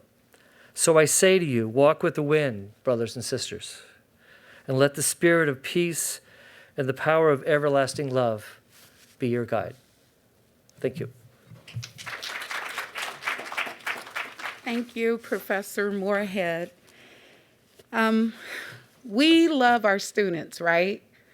And how many of you guys know that it's not easy to get up here and to read? It's even more difficult in a lot of ways if you're a student. So we're going to have about 3 students. One will close us out. But I really want you to encourage them. I want you to scream and yell and clap loud and really get involved, because our students, they really don't have to, right? But they are why we exist. So I wanted to bring to the stage our first student who will participate. I really enjoyed his presentation. I hope that if you get a chance, you can hang out sometimes on Thursdays. Maybe he'll give us a plug for what time we should be looking for to really celebrate students in that way and find some other organizations as well to support. Welcome Noah to the stage.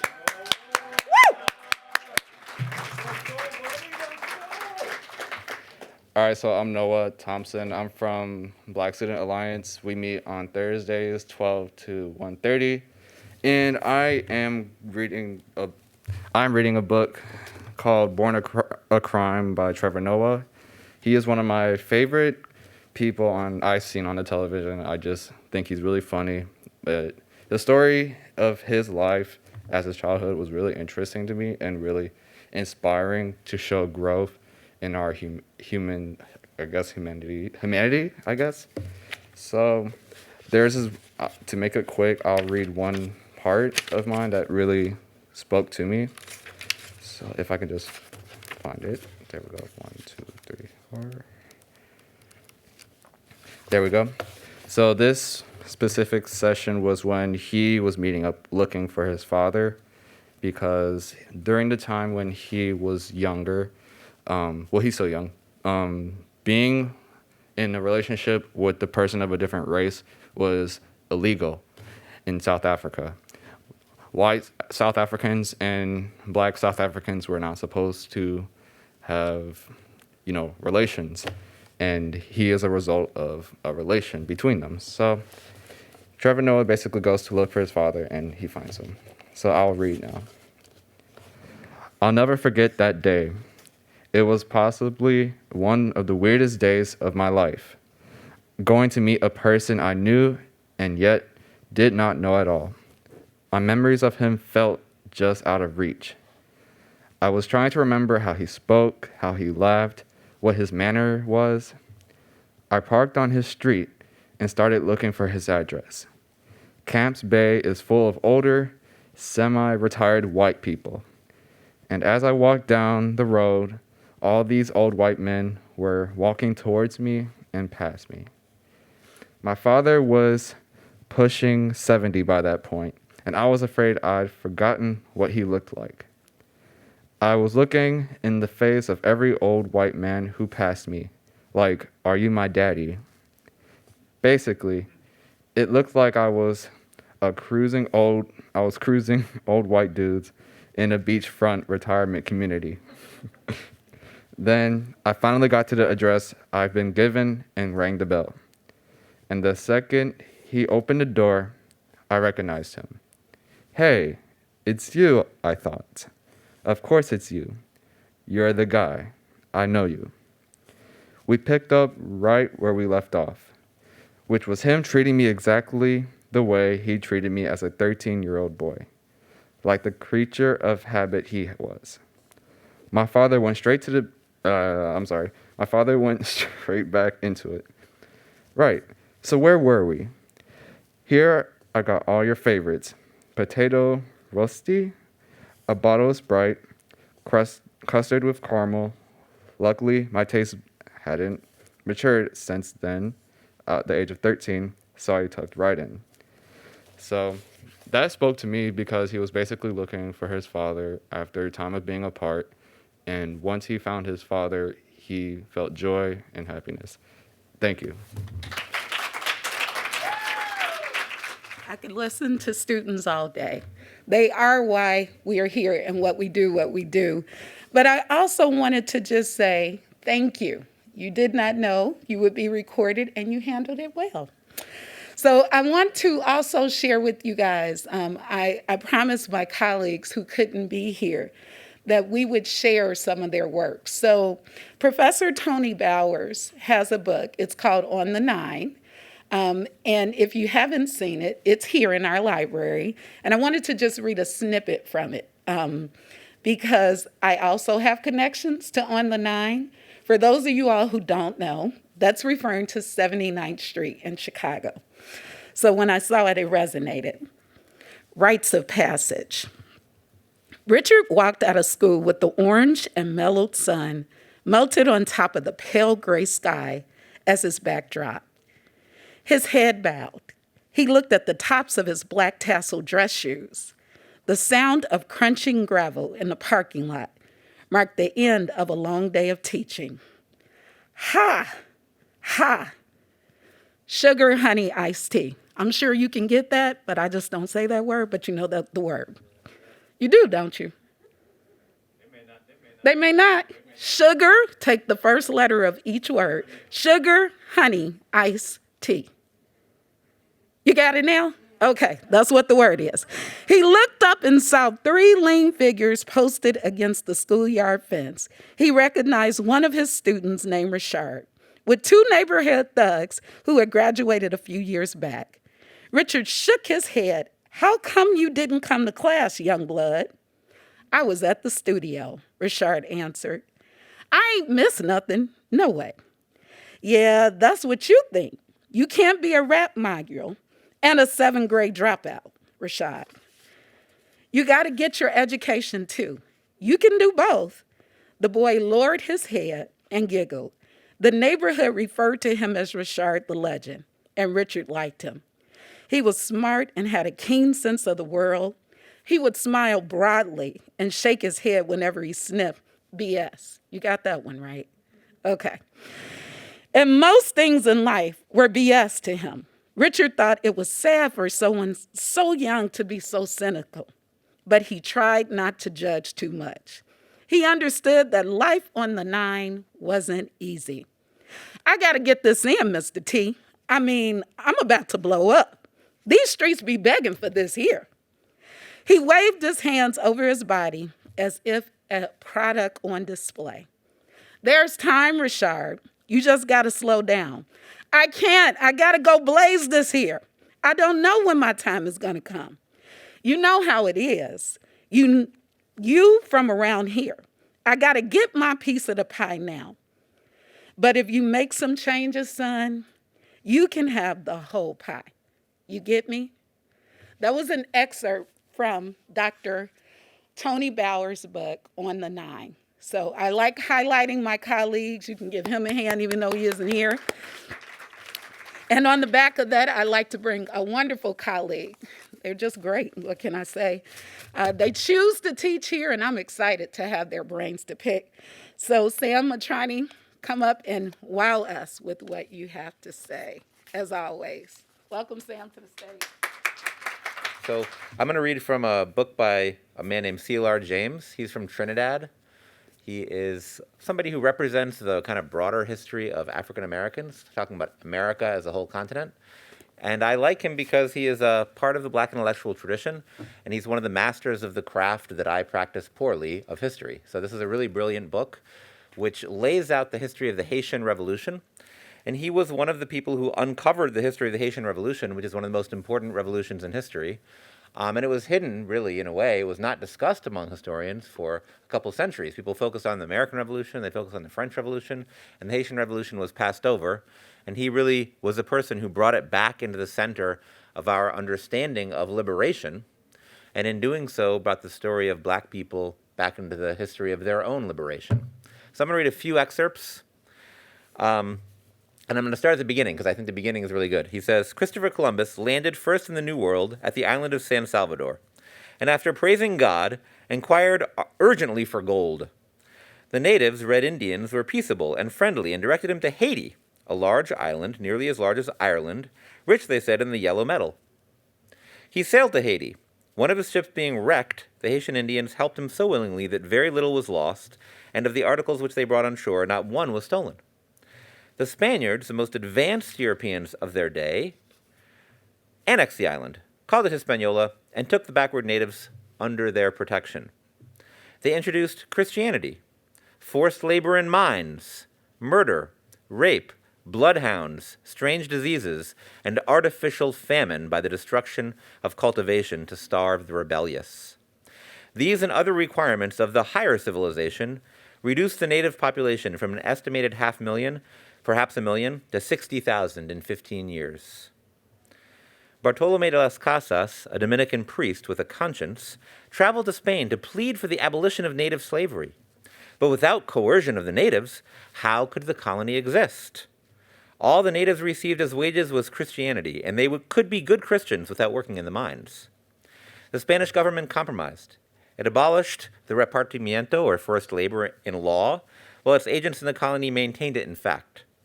Las Casas, haunted at the prospect of seeing before his eyes the total destruction of a population within one generation, hit on the expedient of importing the more robust Negroes from a populous Africa.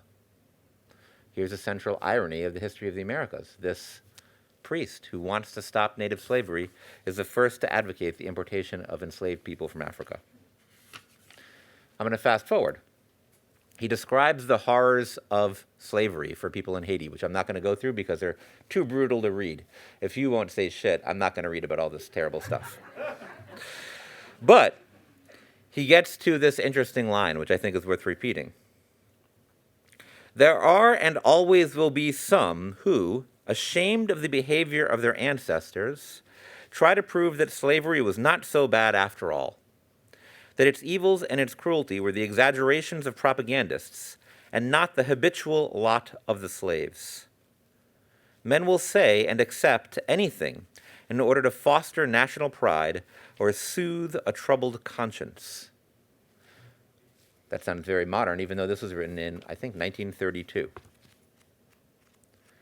He goes on to describe the outbreak of rebellion among the slaves, and this one is a little bit brutal, so bear with me for a second. Again, the opposite of what Robert Moore had read.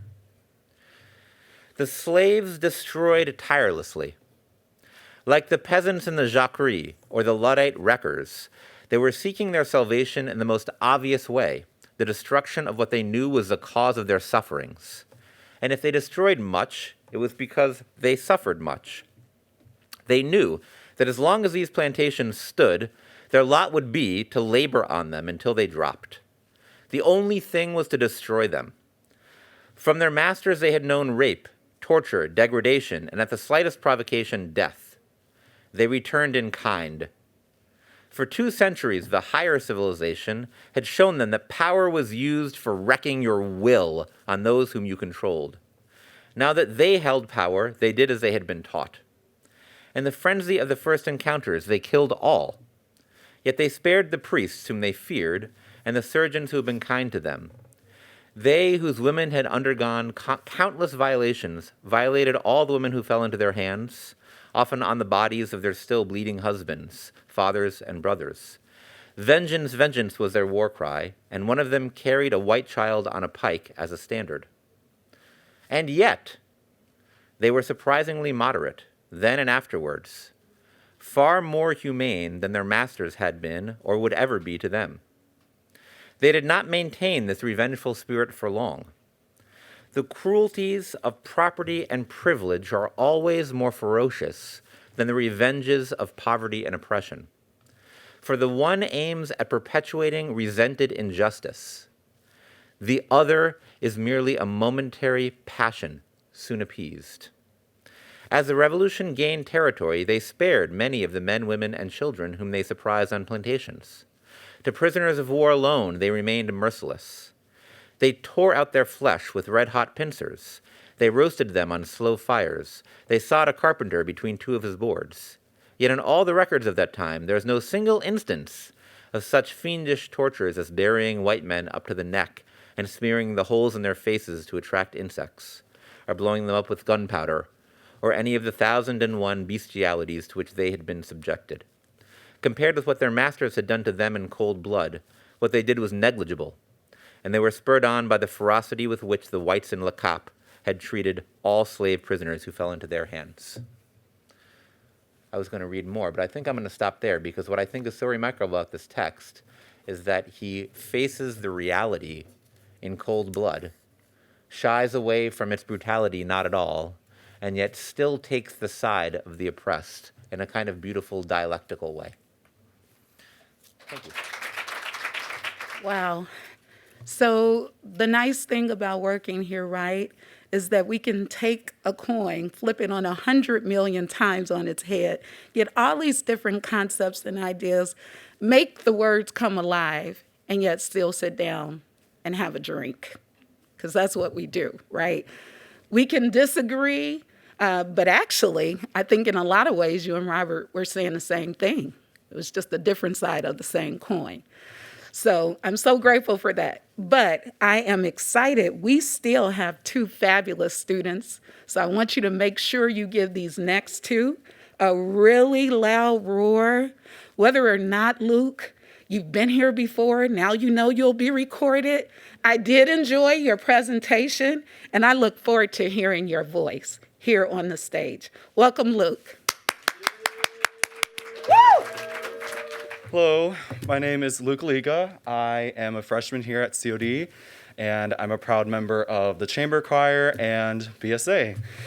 And today I'll be reading Revolutionary Suicide by Huey P. Newton, and this is his memoir.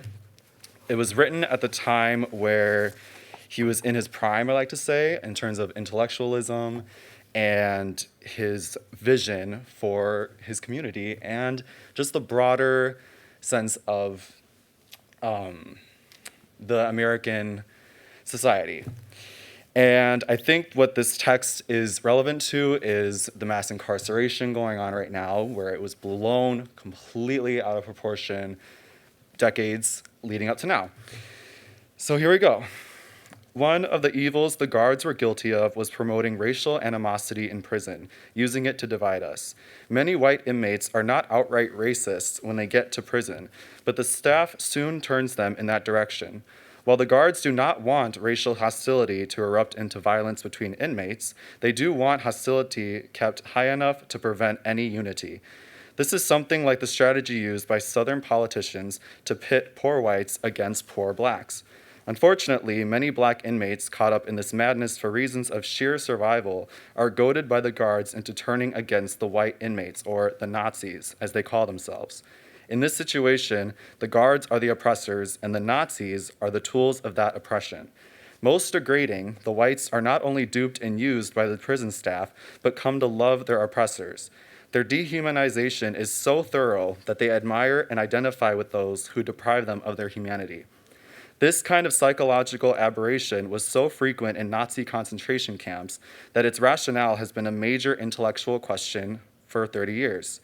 One theory is that the prisoners were reduced to such a state of infantile dependence upon their keepers that they were acting out a kind of grotesque child-parent situation with them, believing that identification with their oppressors was their only hope of survival. A prison situation of this sort is both tragic and explosive. Racial hostility, however, is only one reason for inmate resentment and rebellion. Most blacks are now more aware of the political than the criminal nature of their incarceration. They have learned to see themselves as political prisoners in the classic colonial sense. They were not tried before juries of their peers or a cross-section of the community, but by juries wholly unfamiliar with any aspect of their lives. Many activities defined by the ruling class as criminal are the acts of poor and exploited people, desperate people who have no access to the channels of opportunity. And the juries deciding their fate are made up of privileged middle and upper class citizens who are threatened by the fact that a man who is shut out of the privileged structure can create his own opportunities. The jury is incompetent to judge the accused. It does not understand the circumstances that brought on his actions. Jurors in America are not peers. They are part of the system of oppression. As a result, the poor end up in penitentiaries as political prisoners. They have every reason to feel bitter, especially when it is plain to see how leniently these juries handle accused persons of their own class, if indeed they are ever brought to trial. There is a process of self-enlightenment that operates among inmates, a process that moves far beyond the level desired by the authorities.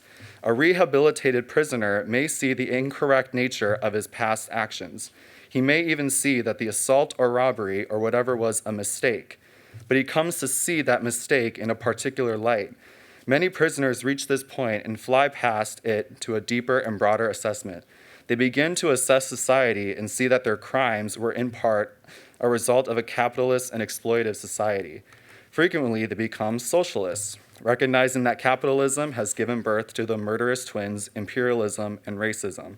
These enlightened and politically conscious prisoners arrive at convictions that the authorities find unacceptable and threatening.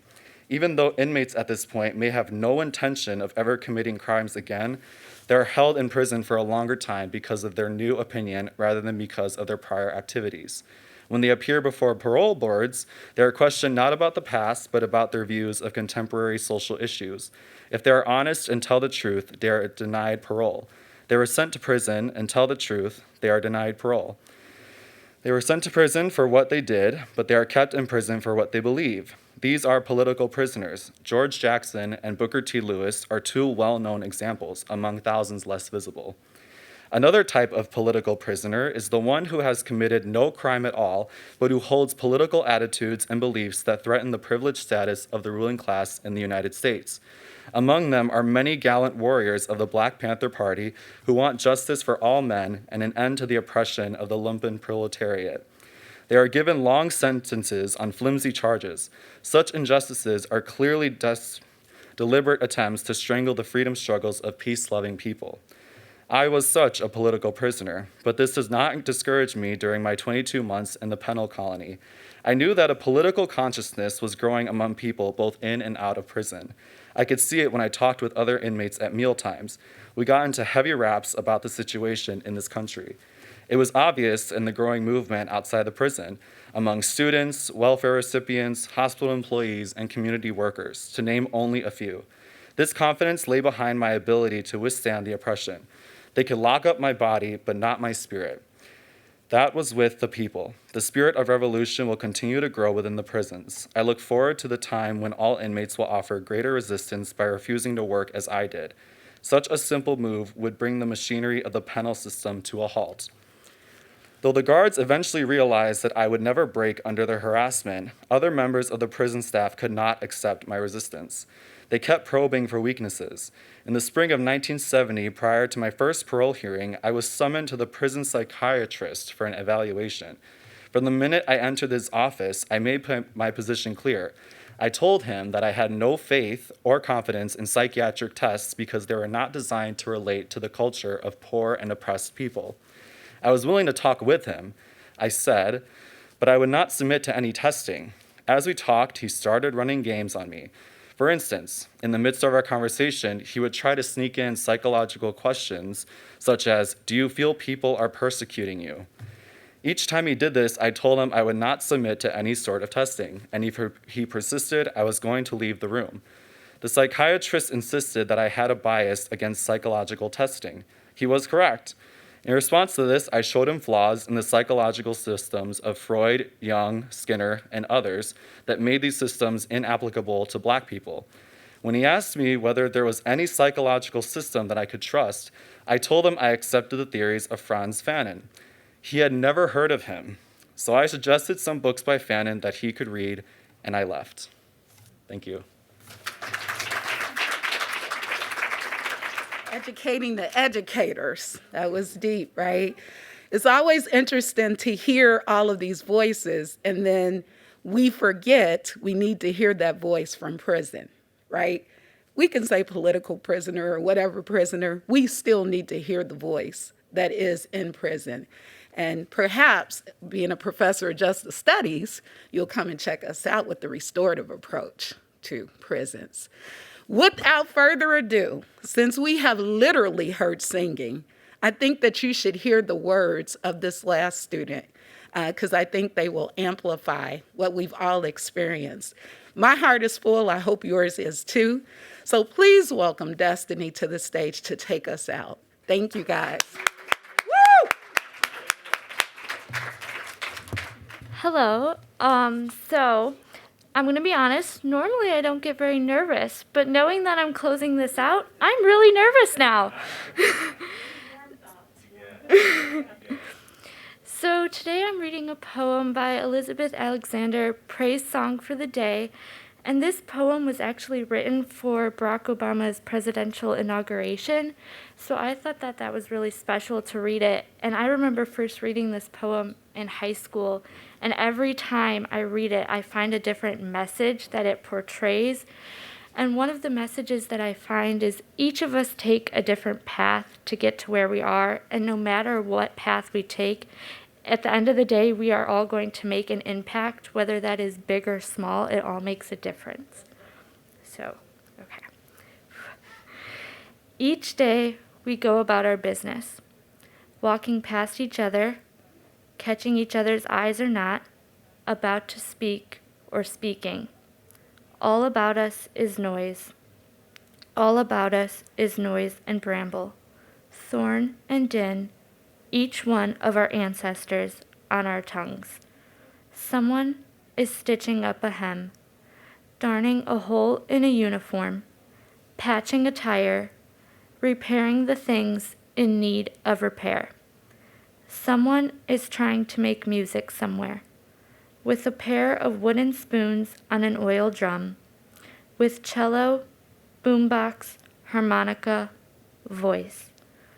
A woman and her son wait for the bus. A farmer considers the changing sky. A teacher says, "Take out your pencils. Begin." We encounter each other in words, words spiny or smooth, whispered or declaimed, words to consider, reconsider. We cross dirt roads and highways that mark the will of someone and then others who said, "I need to see what's on the other side. I know there's something better down the road. We need to find a place where we are safe. We walk into that which we cannot yet see. Say it plain, that many have died for this day. Sing the names of the dead who brought us here, who laid the train tracks, raised the bridges, picked the cotton and the lettuce, built brick by brick the glittering edifices they would then keep clean and work inside of. Praise song for struggle, praise song for the day, praise song for every hand-lettered sign, the figuring it out at kitchen tables. Some live by love thy neighbor as thyself. Others by first do no harm or take no more than you need. What if the mightiest word is love? Love beyond marital, filial, national, love that casts a widening pool of light. Love with no need to preempt grievance.